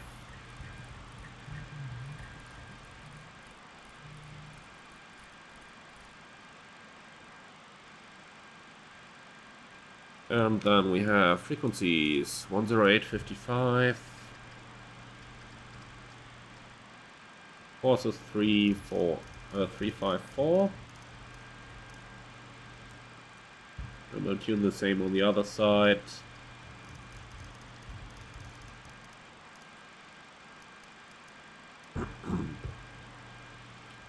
Okay, field elevation 300 feet, that's in, and 1028 hectopascals is in as well now.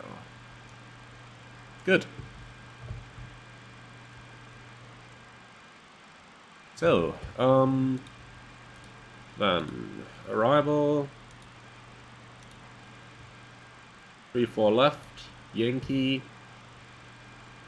Drama 2 Alpha, and that one is gonna lead us to Imran.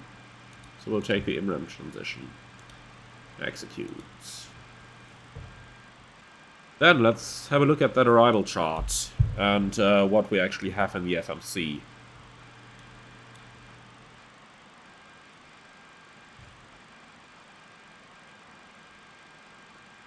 So, Dramo, 280 knots below level 250, we have that.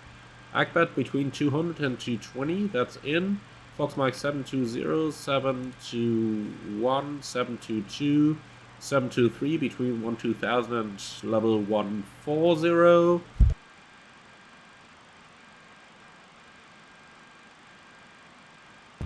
Seven 725, 230 knots, 9,000 feet. 730, 731, 732, 733, 734 at 9,000 feet, and then it's going to be a right turn 735, 736 Imran, Imran 220 knots and above 4,000.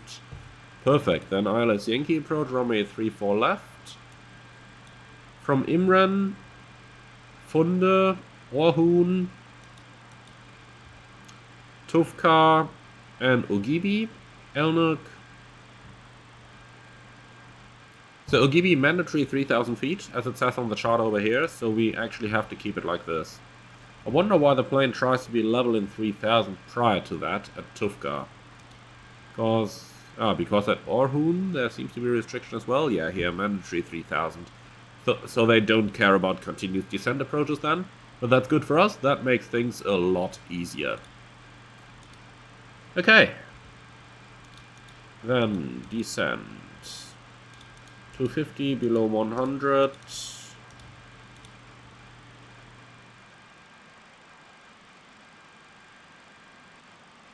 Forecast.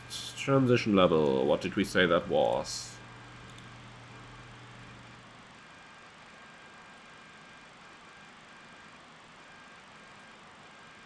(130).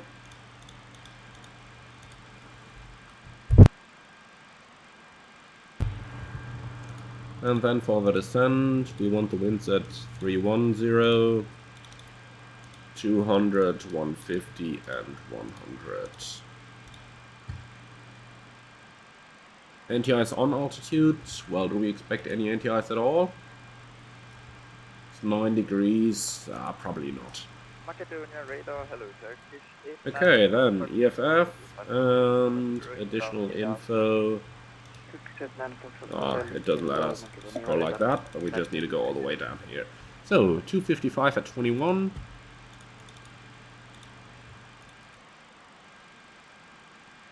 Battle 200, 273 at 20.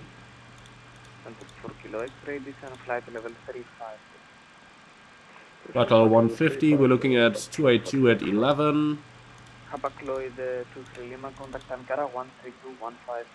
And at 10,000, 334 at 3. 132150, Hapag-Lloyd 23 Lima. Thank you, have a nice evening. Bye-bye. Okay, so that should pretty much be the setup complete then.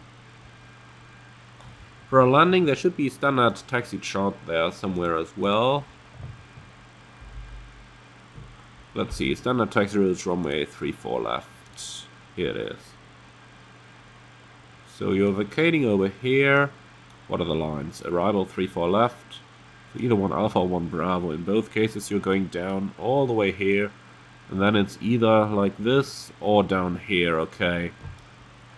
Well, we can do that. And in the end we end up on November, and then from there we go somewhere to the gates, I guess. Okay, that actually seems like a very long taxi. But if it gets us where we want to go, I guess it's fine like this. So, short version of an approach briefing then. Threats for the arrival, I don't really see any there. So, arrival, we just briefed it, and we are going to get a lot of shortcuts, but those altitude restrictions on here, they basically cover us anyway. Wireless Yankee 34 left, chart 31-12, frequency 108.55 is active on both radios, course is 354, minimums 525. And that equals 200 foot on the radio minima, so let's just set that as well. Left heading 030, Alitalia for Bravo Alpha. Why? Heading select. I don't know why VATSIM does this. They always turn you out so incredibly aggressively. We never get that in real life.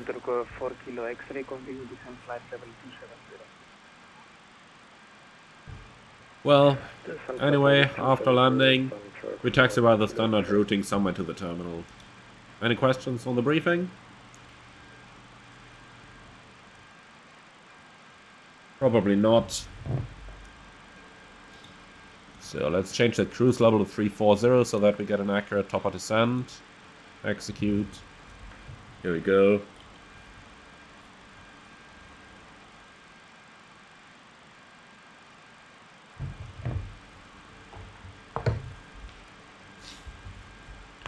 Descent checklist. Approach and landing briefing performed. Flight guidance system set. TRI. Go around landing data confirmed. Speedbox. Set, altimeters cross-checked, hydraulic system.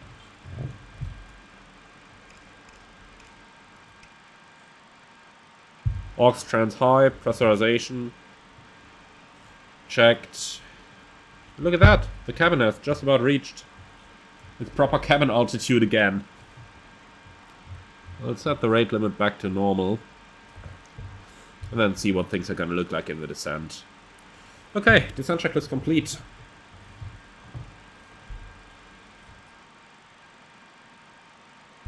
And let's just... for Bravo Alpha, resume navigation direct at Digby and descend flight level 270. Italia 4 Bravo Alpha, direct Digby, descent level 270.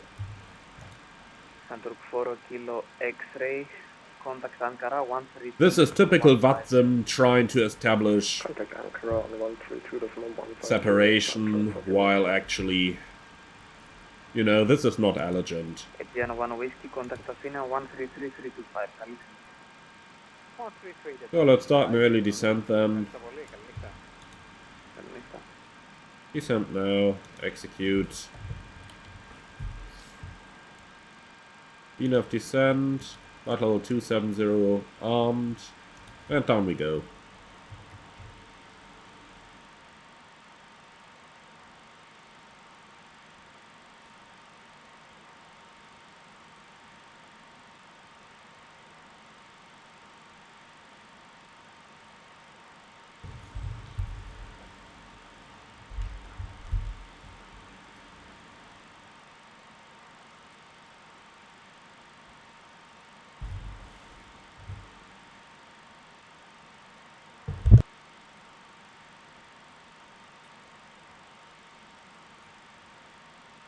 Seems quite aggressive to me that we're going down at 2,000 feet a minute in an early descent. Let's go to VS. Do 1,000 feet a minute for now. And you can stay in Mark for now.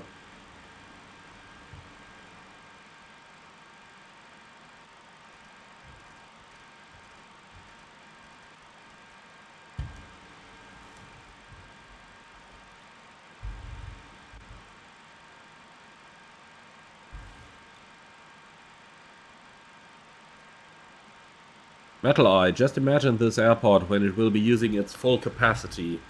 Indeed, that is going to be really interesting. And Yannick! Holy, I just got scared. I thought I heard a few gunshots. Turns out my dad was hanging up a painting. Wow. That has to be, well, interesting, put it that way. Okay, and VNAV is slowly coming in there.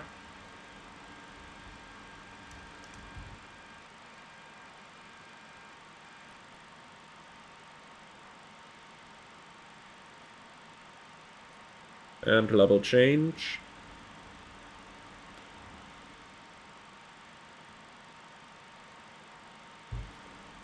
Actually, we're on the VNAV profile now, so VNAV might do as well.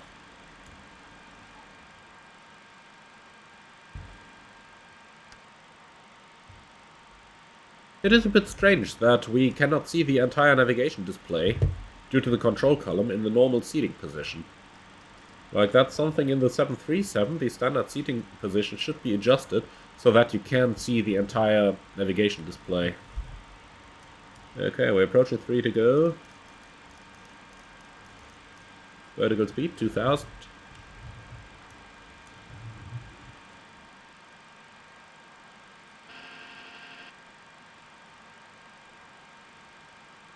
So, I wanted to do another fuel heating. So that for the approach we're above 0.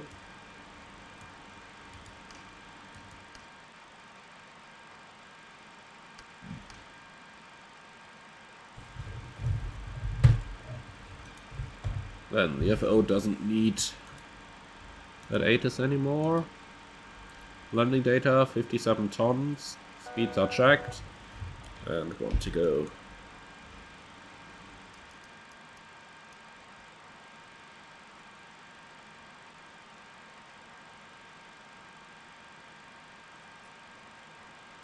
Entering some clouds, engine NTS on.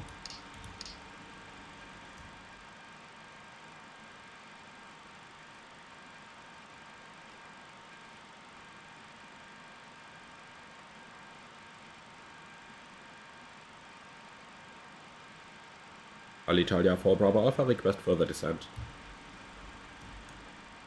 Oh shit. I forgot that press to level off. I forgot to arm the altitude and descended right through the level. Correcting that now.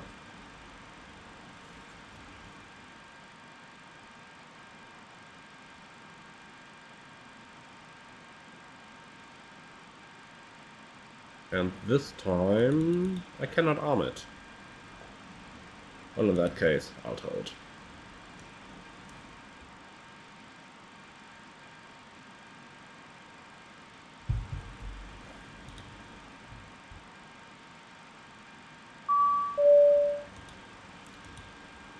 Alitalia 4 Bravo Alpha, radio check.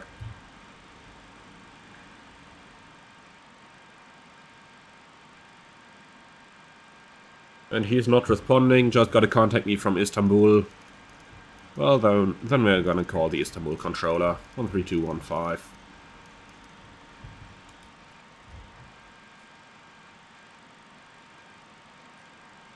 Istanbul, good evening. Alitalia 4 Bravo Alpha, flight level 270. Alitalia 4 Bravo Alpha, anchor control. Hello, your code for Drama 12 for arrival. Descent via star flight level 220.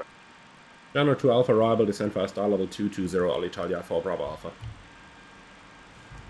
Okay, so Drama 2 Alpha arrival is what we have. And descent level 220, that is pretty much at the next waypoint. Yeah, unable to make that. Alitalia 4 Bravo Alpha, we're unable to make level 220 at Akret. Alitalia 4 Bravo Alpha, roger, cancel, Cockpit altitude restriction, descent 220. Cancel Cockpit altitude restriction, descent flight level 220, Alitalia 4 Bravo Alpha. And thank you very much for reporting. Not that many people report that, so thank you, I appreciate it. Much welcome.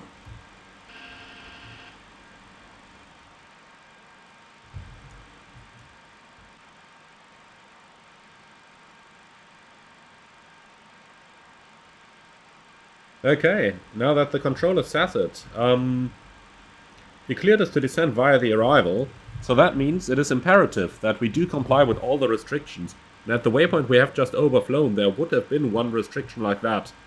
So,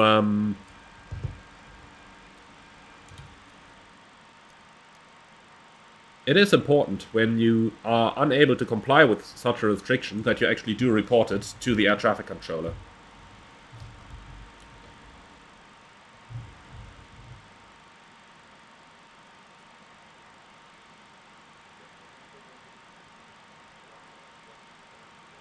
So, and this time, 220 is armed.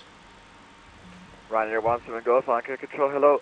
It's really hard to hear you, it's like and we your have 2,000 to go, vertical in speed. one room and then you're speaking from the other room, can you check? That's because my microphone was not put to my shirt. Apologies, Ryanair 17 Golf. 17 Golf, roger.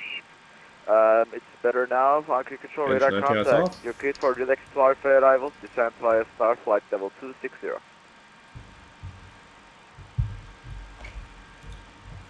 Descend, sorry, clear for the Ryanair 2 Alpha arrival, descend via the star, descend to flight level 2. Metal Eye, why is the waypoint 721 cut out? Yeah, I guess we are too fast to make that turn. But I don't remember any speed restriction from here. Well, actually there is one, which is 280 knots. Alitalia 4 Bravo Alpha, contact SUK approach frequency 132.050. 132.050, Alitalia 4 Bravo Alpha. Thank you, bye-bye. Turkish 6 Victor uniform, descent 5,000 feet. Oh, 132.050. A1 runway 35 left, climbing 5,000. Short 9 Kojiga, teşekkür iyi akşamlar. Identified, continuing flight level 240. Climbing flight level 240, not followed 9 Kojiga. Approach, good evening, Alitalia 4 Bravo Alpha, flight level 220. Alitalia 4 Bravo Alpha, Ishikari, good evening, identified, expect ILS. Yankee approach 34 left, descent flight level 140. ILS Yankee 34 left, descent level 140, Alitalia 4 Bravo Alpha.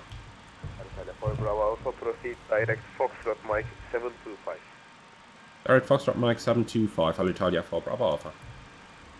Okay, Fox Mike 725, and execute. Turkish 15 Mike, and we have a restriction at 9,000 feet there. In other words, we will probably need quite a rapid descent now.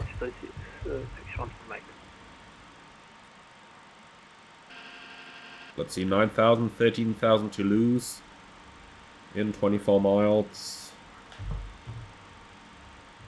And we got some speed to lose as well. Okay. We definitely need the speed brake for this one. Let's put the seatbelt signs on. Agent 815, descent 3,000 feet. Man, that is quite a rate of descent here. That 5,500? Are those speed brakes that big? They don't look so strong. But that is incredible. Like, that easy doubles our descent performance. Look at that deck angle as well. How much the nose is pointing down. I always find that to look pretty amazing from the outside. Approach, northwest line, 04, Malabar, descent level 20. Speed brake is back in. 9041, you very good evening, identified. Expect ILS Yankee approach runway 34 left, descent flight level 140. Yankee 34 left, descent level 140, northwest 9041. That's it, 9041, sorry sir, expect ILS Yankee 36 please. ILS Yankee 36, thank you so much, 9041. Agent 815, via OGB, cleared ILS approach runway. Okay, that looks quite good. Quite good. We will be level in 9000. Actually, no, we are only clear to 140. But we will be... well, we'll probably not make it exactly to that restriction. But since we're only clear to 140, nothing we can do here. But if ATC wants us to stay high, then we'll just do it. 9041, proceed direct Sadiq. Direct Sadiq, thank you so much, northwest 9041. Istanbul departure, Alpaca 1. Speed 230. Passing flight level 2000. Vertical speed 1000 and 140 still armed. 1 to go. 606, ECQ identified, continue climb flight level 250. 250, Alpaca 1606. Suntrap for Quebec for request further descent.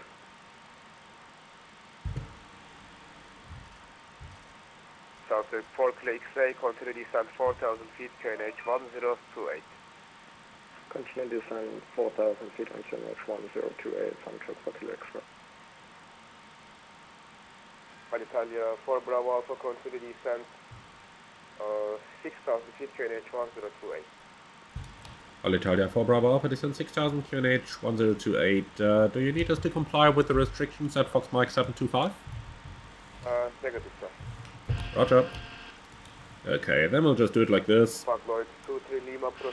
6000.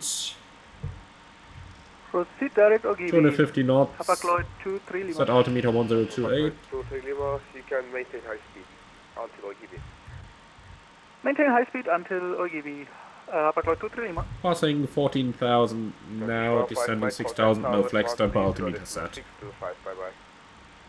130-625, 615 Mike, reaction lock.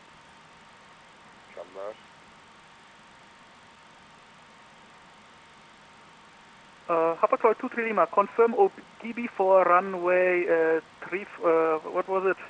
34 left or 35 left because you expect 36? Confirm, you are now approaching 36 or 34 left? So, Crossway I'm approaching runway 36, 36, you said expect let's 36. calculate for that. But For the landing weight. Sorry, it's my mistake. Are you able to now change 34 left or if not I can give you 36? Give us 1 minute, we'll confirm 34 left. Hapag-Lloyd 23 Lima. Reports are ready. Might be a little long there since we have to taxi all the way around. Let's go auto brakes. Alpha 1606, proceed Calculate direct that. Eagle. 1600. Sounds good to me. Eagles, Alpaca 1606. The auto brake medium is set.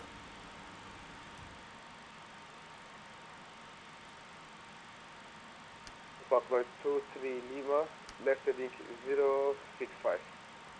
Left heading Vertical 065, Hapag-Lloyd 23 Lima, and we're able 34 left. Thank you very much.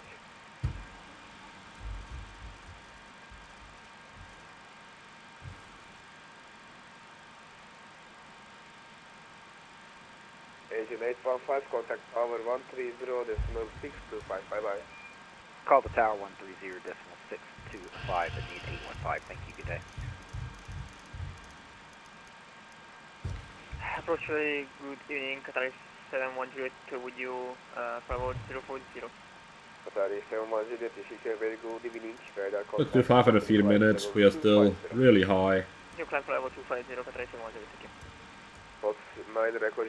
And I guess when we're actually flying this delay stuff up here, we'll just use 230 knots as published as well. Contact Ankara 132.15, kolay gelsin, port 9 Juliet.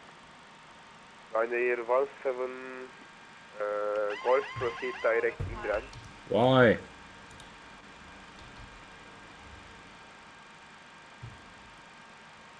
Okay, better.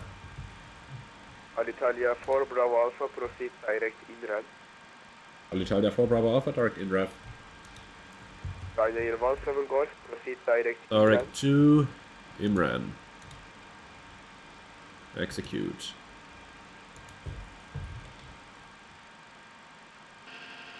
Ryanair 17 Golf, Yeşilköy. Okay, so still quite a bit to fly there. Turkish Let's see, progress 54 miles to go, so we're still doing good at the current rate of descent. 4,000 direct, We do have to have 3,000 by Orhun.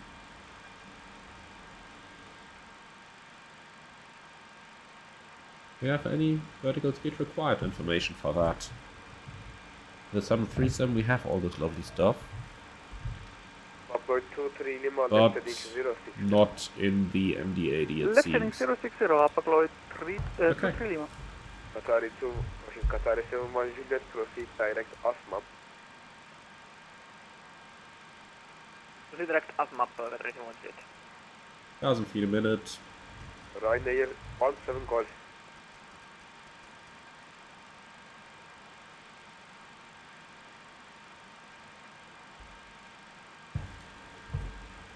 Fuel temperatures -2 again, so once more the fuel heat. West wind 9041, continue descent 5,000 feet, QNH 1028.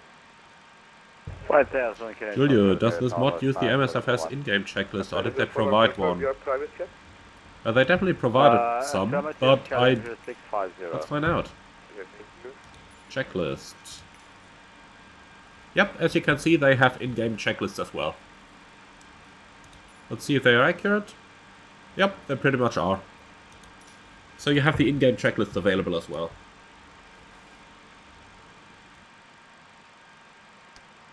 Turkish 365, climbing 8,000 feet, We passed 100. Turkish 3625, Yeşilköy, very good evening, identified, climb flight level 240. So fuel, Climbing 240, almost Turkish balanced, 365. 4 pumps on, lights on, angle of bank 25. Air condition and pressurization is at 3.5, descending. Ryanair And 17 Golf. set, fasten belts. On. Recall. Takeoff. Well, plane doesn't have any. And 1.5 deselected. 10 checks complete.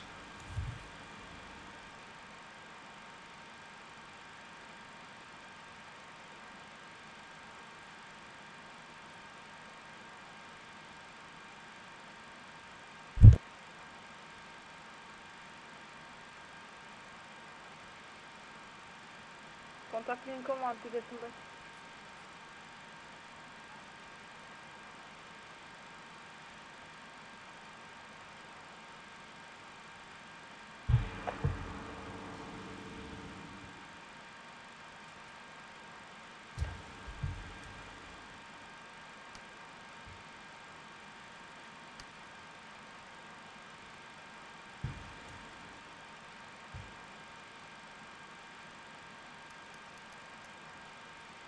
.500 feet a minute once more. Over here at Orhun we have to be in 3,000. So there's quite a bit of space to slow the airplane down. Feet, Apagloid 23 Lima.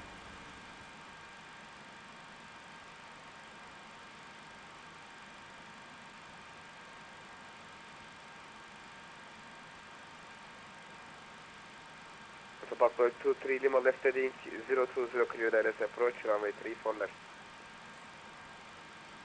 Left heading 020, cleared left approach, runway 34 left, Apagloid 23 Lima.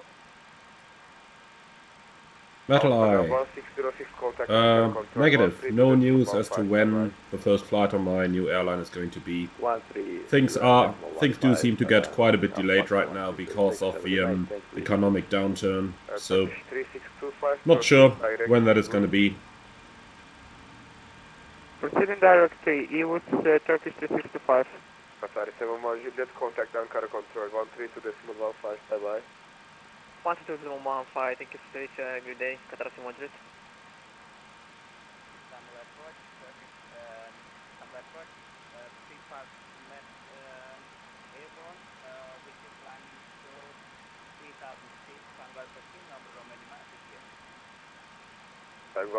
Okay then, speed limit 220. We'll do 224, then we can keep the slats in for now. And talking about the slats, I think I should have reset the dial of flap selector into the stowed position here. Like this.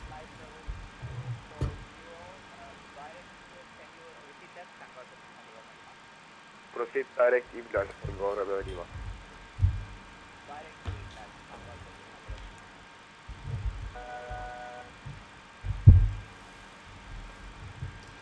Let's see, can we listen to the items?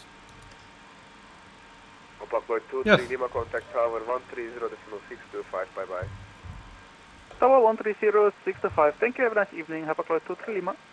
Thank you, you too. Okay, then let's... Southwest 4 Kilo X-ray via Gunja, clear direct approach 36, report established.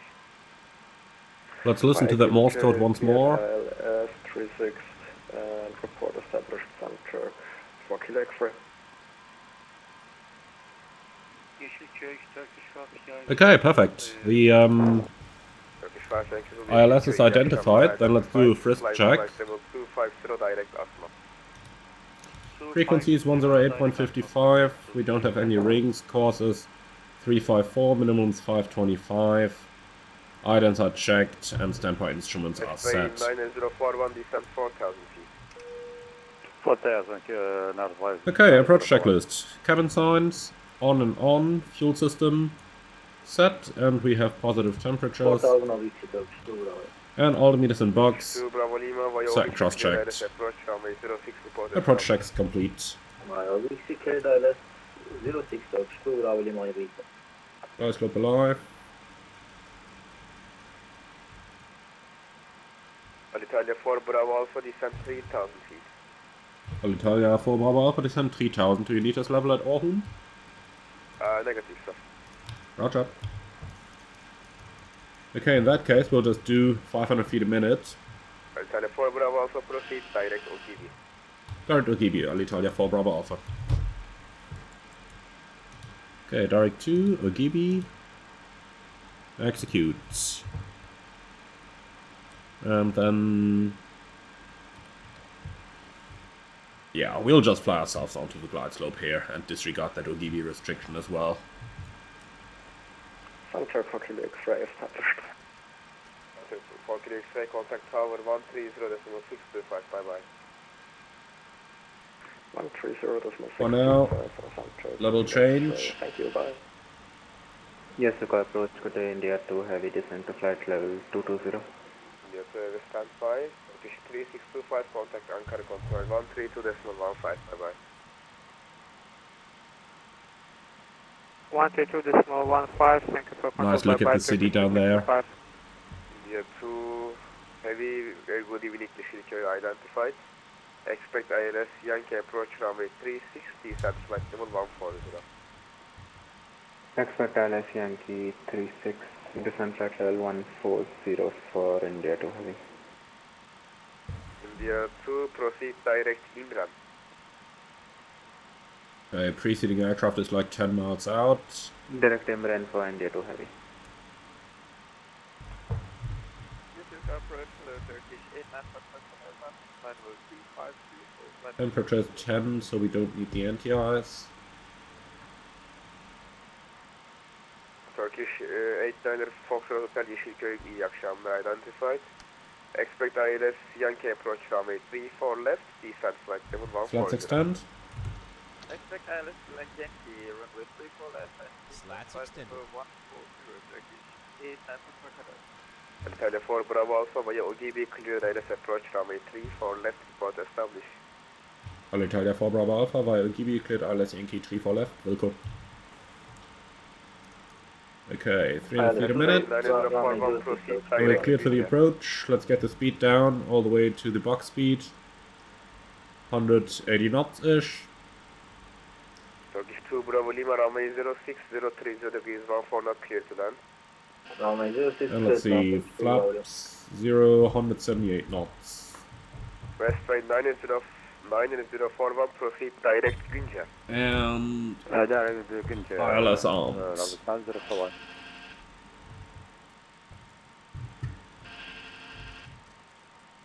Localizer capture. Runway heading 354. India 2 heavy, descent 4000 feet, QNH 1028. Descent 4000, QNH 1028, India 2. Look at this, now it's giving me that black altimeter on my side as well. Alitalia 4 Bravo Alpha, localizer established. California Bravo Alpha, thank you, contact tower 130.625, bye bye. 130.625, Alitalia 4 Bravo Alpha, bye bye. 825, danke, ciao, Upper Lloyd 23 Lima.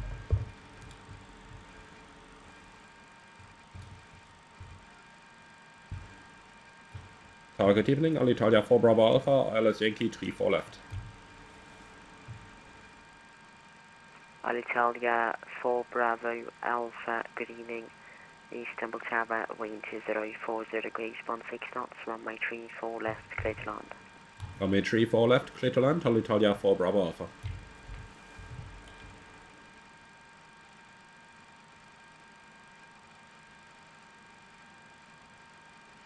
Okay, we should have glide slope capture any moment, and there it is. So, missed approach, initially 3000 feet, set.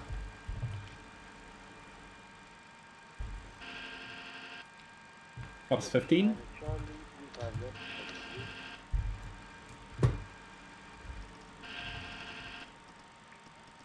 Turkish 9 Charlie. Wind 040 degrees, 16 knots, runway 35 left, cleared for takeoff.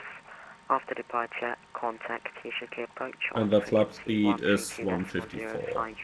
Have a nice flight. Takeoff 35 left, and after departure, contact usually approach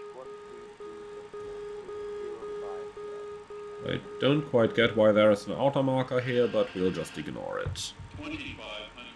Terrain noted.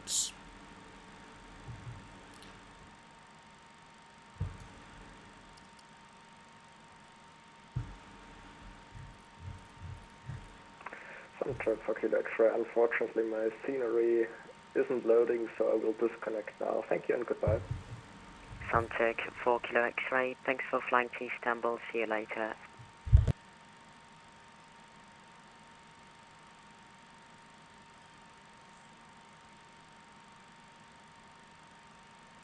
Istanbul Tower, merhaba, Northwest 9041, hello, runway 36. Okay, 6 miles, gear down. Last station calling second call sign only. Northwest 9041. Northwest 9041, hello. Flaps 28. Tower, wind 040 degrees, 16 knots, runway 36, clear to land. 149 knots. Land, Northwest 9041. Actually 144, sorry. And the final checklist. Landing gear, down 3 green, flap sluts, 28 extend, speed brakes, armed, engine ignition, both EOAP, checked. Final checklist complete.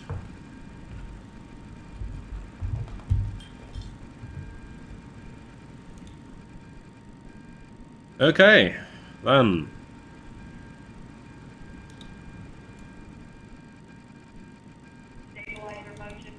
Auto throttle off. At thrust somewhere here, I believe.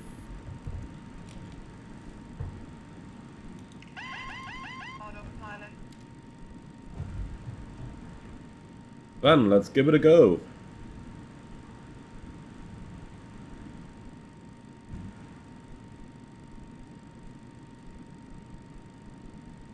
And I see what you guys mean with the aileron input. It really needs quite a bit before it even starts reacting.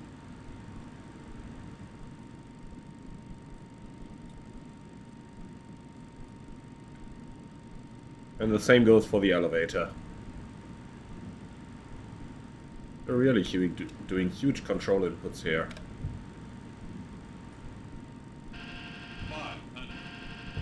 500 continue. A little bit fast, but within limits. 400. Terrain. 300. Why is that terrain? We are stabilized.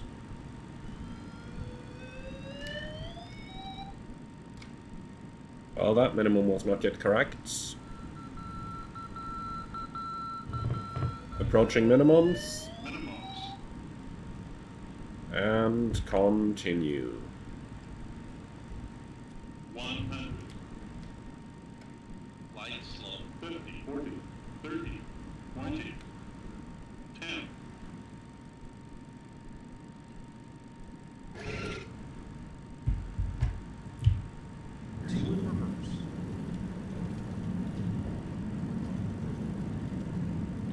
.100 knots. Manual brakes. 80 knots. Reverse lights out. Back to idle reverse.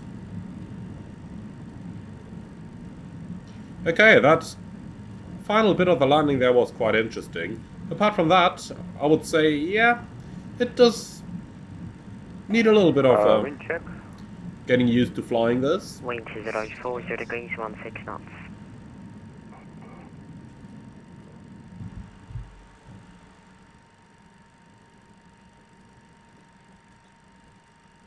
And here we are. Alitalia 4 Bravo Alpha, welcome to Istanbul, cross runway 34 right and then continue right on Alpha. Contact Istanbul ground on frequency 126.925. Goodbye, thanks for flying. Alitalia 4 Bravo Alpha, cross runway 34 right, continue by Alpha, and stay in the ground frequency, please. The frequency is 126.825. 126.825 Alitalia 4 Bravo Alpha. Thank you very much. Bye-bye. Bye. Okay, so right on Alpha is just over here.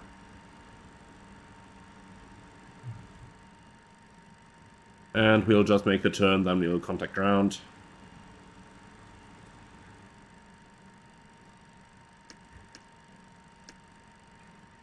Clear left, clear right.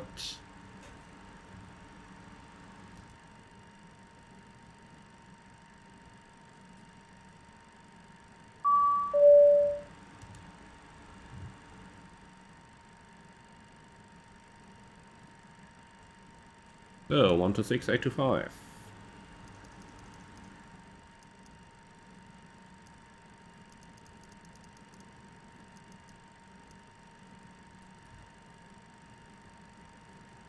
Istanbul ground, good evening, Alitalia 4 Bravo Alpha.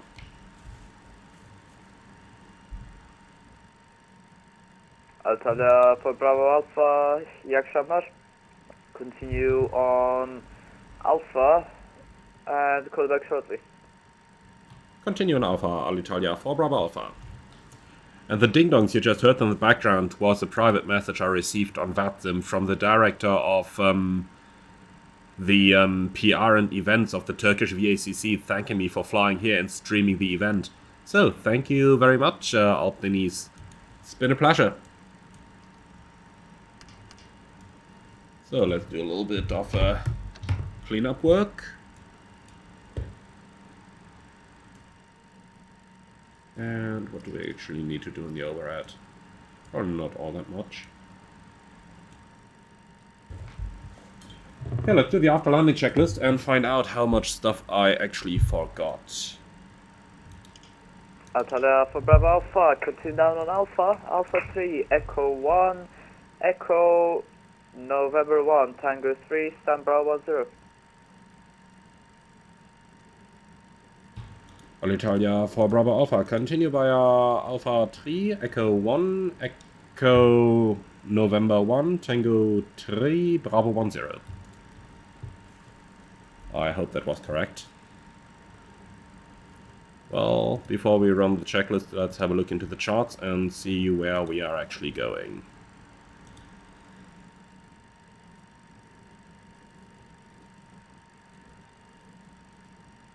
So, that looks to me like we are going that standard route. So, straight ahead, Alpha 3, Echo 1.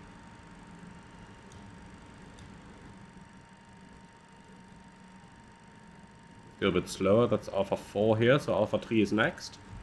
To the left.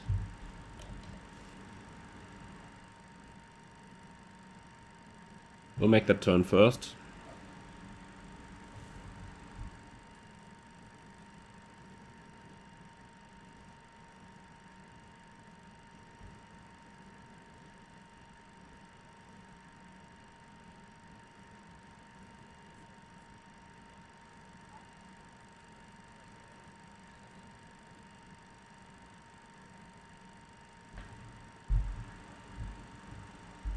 Okay, so further routing then. Alpha 3, Echo 1. That's going to be to the right hand side. Then Echo. It's all the way up. November 1. Then Tango 3 we'll have to check on the parking chart. But we're basically going all around now. Basically following that blue route.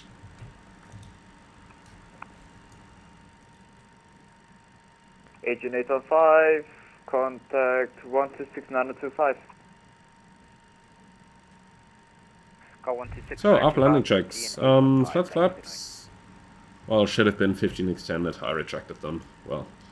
Speed brake off, engine ignition off, pitot and static heaters are now off as well, anti-ice off, radar. Where is that switch? Here we go, radar off after landing checklist complete. Okay, Echo 1 is next to the right.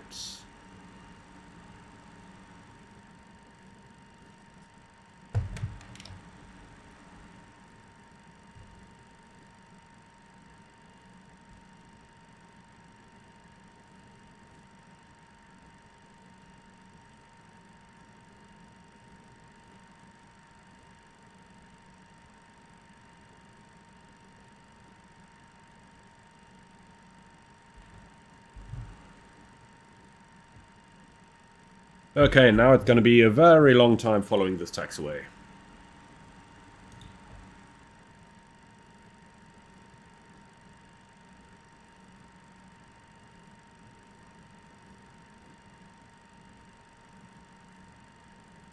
Alertist Maggie, this is the payware add-on for Istanbul.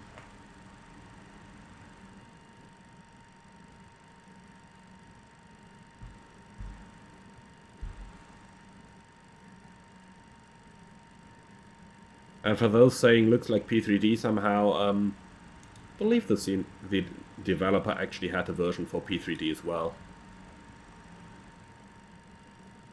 So it might very well just be, you know, a conversion of the P3D version. But I don't know about that. Come on, transponder off. Or transponder into ground. Alpha. Disregard.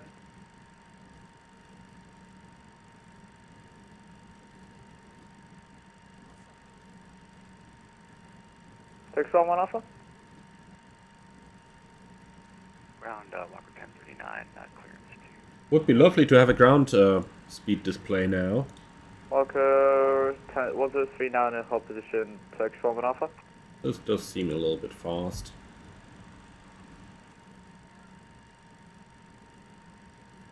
Go a bit slower.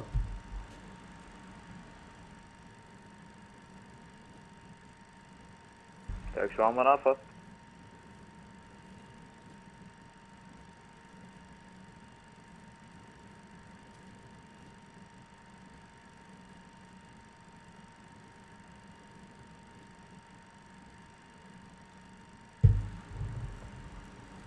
Okay, made it to the bottom of the loop. Then next up is going to be a left-hand turn on the third taxiway on the left. We're just passing the first. So another 2, and then we're going to make that left turn. Oh, passing the inner marker. Nice.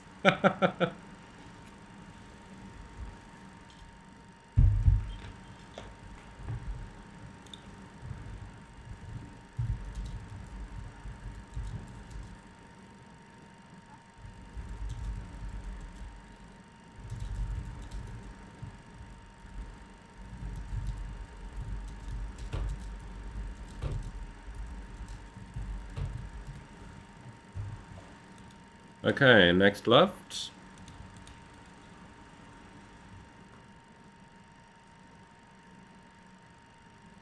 So something that kind of nags me a little bit here is that we just don't have any taxi sounds.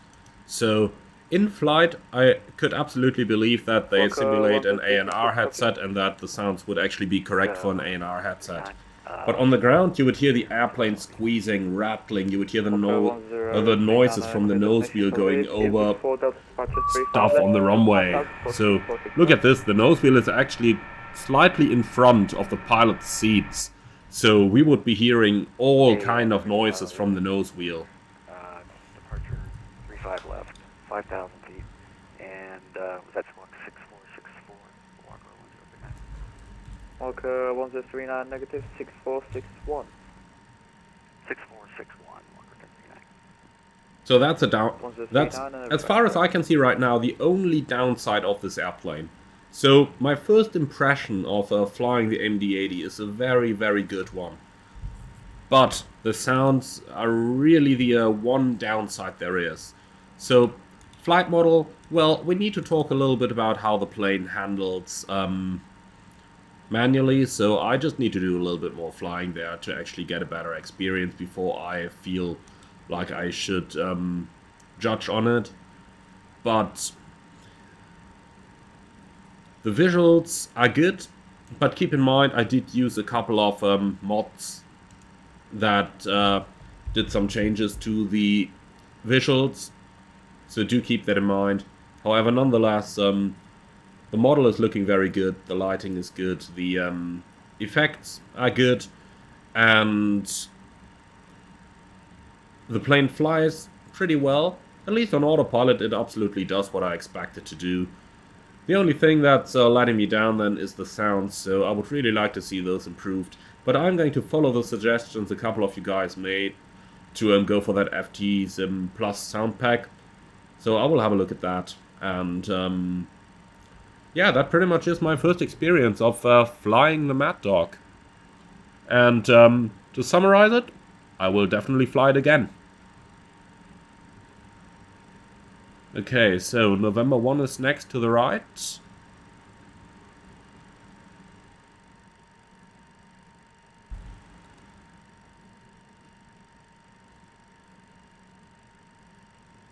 And then Tango 3 seems to be the second taxiway. This is Tango 2. So not here, but the next.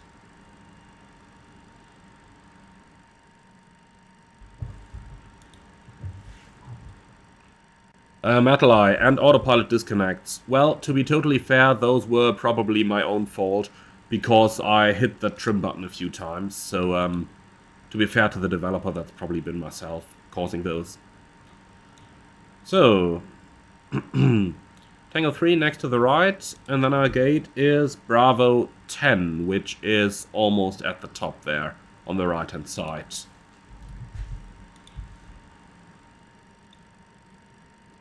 And Giulio, yes, I am using add-on scenery from Scenery TR.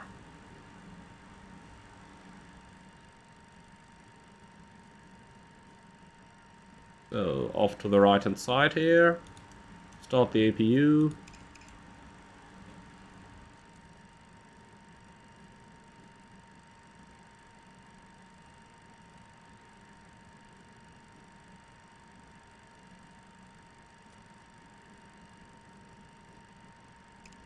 And the APU is starting. Master caution, APU related, cancelling that. And then GSX, let's give it a try. Bravo 10.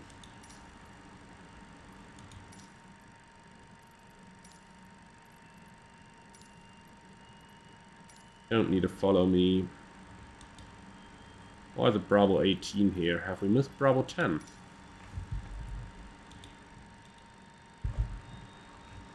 Nope, Bravo 10 is next to Bravo 18. Whatever that is. Seems a bit strange, but seems to be right. So we just continue straight ahead for now. And then next gate to the right, Bravo 10.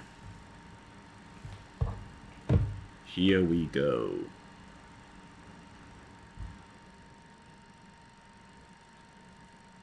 So, the marshaller is there.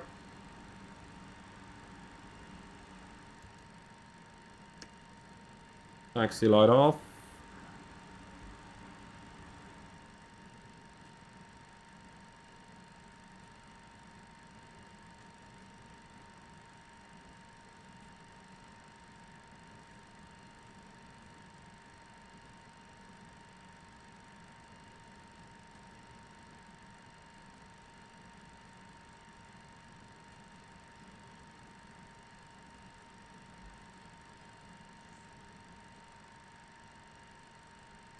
Come on.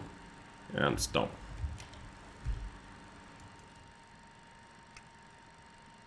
So, park and rec set, APU available. On the buses and shutdown.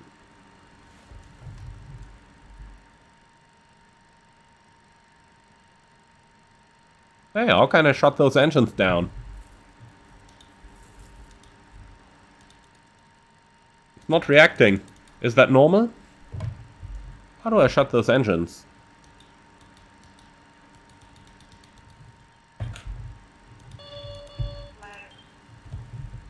Any tips on how to shut that airplane down? Use the mouse wheel, okay. Alright, that is working, thanks.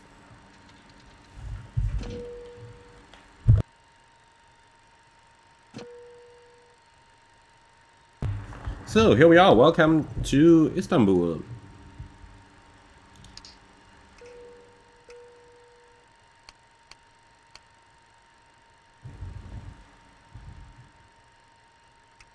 And I guess that's probably it already. What do we have here? Oh yeah, so here we go. Squawk 2000 standby, then let's do the shutdown checklist and see what kind of stuff I missed. Okay, parking checklists. Fuel tank pumps, as required, 1 on for the APU. Aux and trans hydraulic pumps, I knew I forgot something. Off, park and rec pressure, set and checked. Parking checklist complete. Okay, GSX, you can try to deboard your passengers if you are by any means able to do so. Request deboarding. So, I know you guys are all waiting for the landing report, so let's see how well I can hold up on my first MD-80 landing.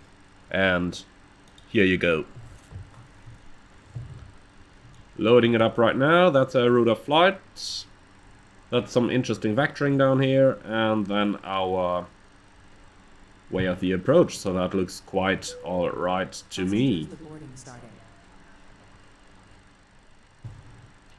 Then let's get our landing report to show up. And here we are. So, landed very slightly left of center line, that is acceptable. Just prior to the aiming point, well, not perfect, but close enough. 127 feet a minute. So at least the touchdown was very good. For the approach itself, we all saw how I got a tiny bit low on the final approach. That was probably because I first forgot to, or not forgot, but because I just flared the way I was used to. And, yeah, that's pretty much why I got a little bit low on final there, but then flared pretty well. Touchdown rate, perfect, 127 feet a minute. Just prior to the aiming point, good as well, and almost on center line. So overall, touchdown good. Last 100 feet on the approach can be a little bit better, but then again, for the first flight, I'm very happy with this. And then let's give my actual feedback from the first flight. So the MD-80 is quite a interesting plane. Certainly a very good simulation. So I can say that straight away, it's a very good simulation. Now, there is a little bit of stuff, especially in the sounds, that could be improved, but overall, I really liked it from the first flight. Systems do feel good. Certainly it feels like a lot of stuff is simulated, especially a lot of the, let's call it, undocumented stuff, as they say in the product manual. And I do get that feeling, that what they said as well, that there are a lot of things in there that you would otherwise not find. Now they do say it is the most advanced airliner simulation currently available. Do I agree with that then? Well, I wouldn't be so sure on that. Now, I wouldn't say no, but I would also say that I don't immediately see how this one is, like, better than the Phoenix or than the PNDG. It is very good though, so I don't want to come on to any focus here, but it is a very good airplane on a first glance. Now, I need to make my mind up, because I know that a couple of you are going to ask, is it worth the money? And I need to make my mind up on that. I need to do a couple more flights before I'm willing to answer this. But, nonetheless, we will very soon do another flight in the United States, either on Delta Airlines or maybe on American Airlines. So you can be sure to see the MD-80 in another live stream very soon again. I hope to see a lot of you again over then. But for now, that's going to be it for today's live stream. So, thank you very much for joining, everyone. I absolutely hope that you enjoyed it. And I just see a comment there from Spitic. Hey, I have a question for you. So, just in time, shoot your question, and let's see. So the same, of course, goes for everyone else. If you do have some questions left, then now is the point. Just ask them, and I'll see what I can answer.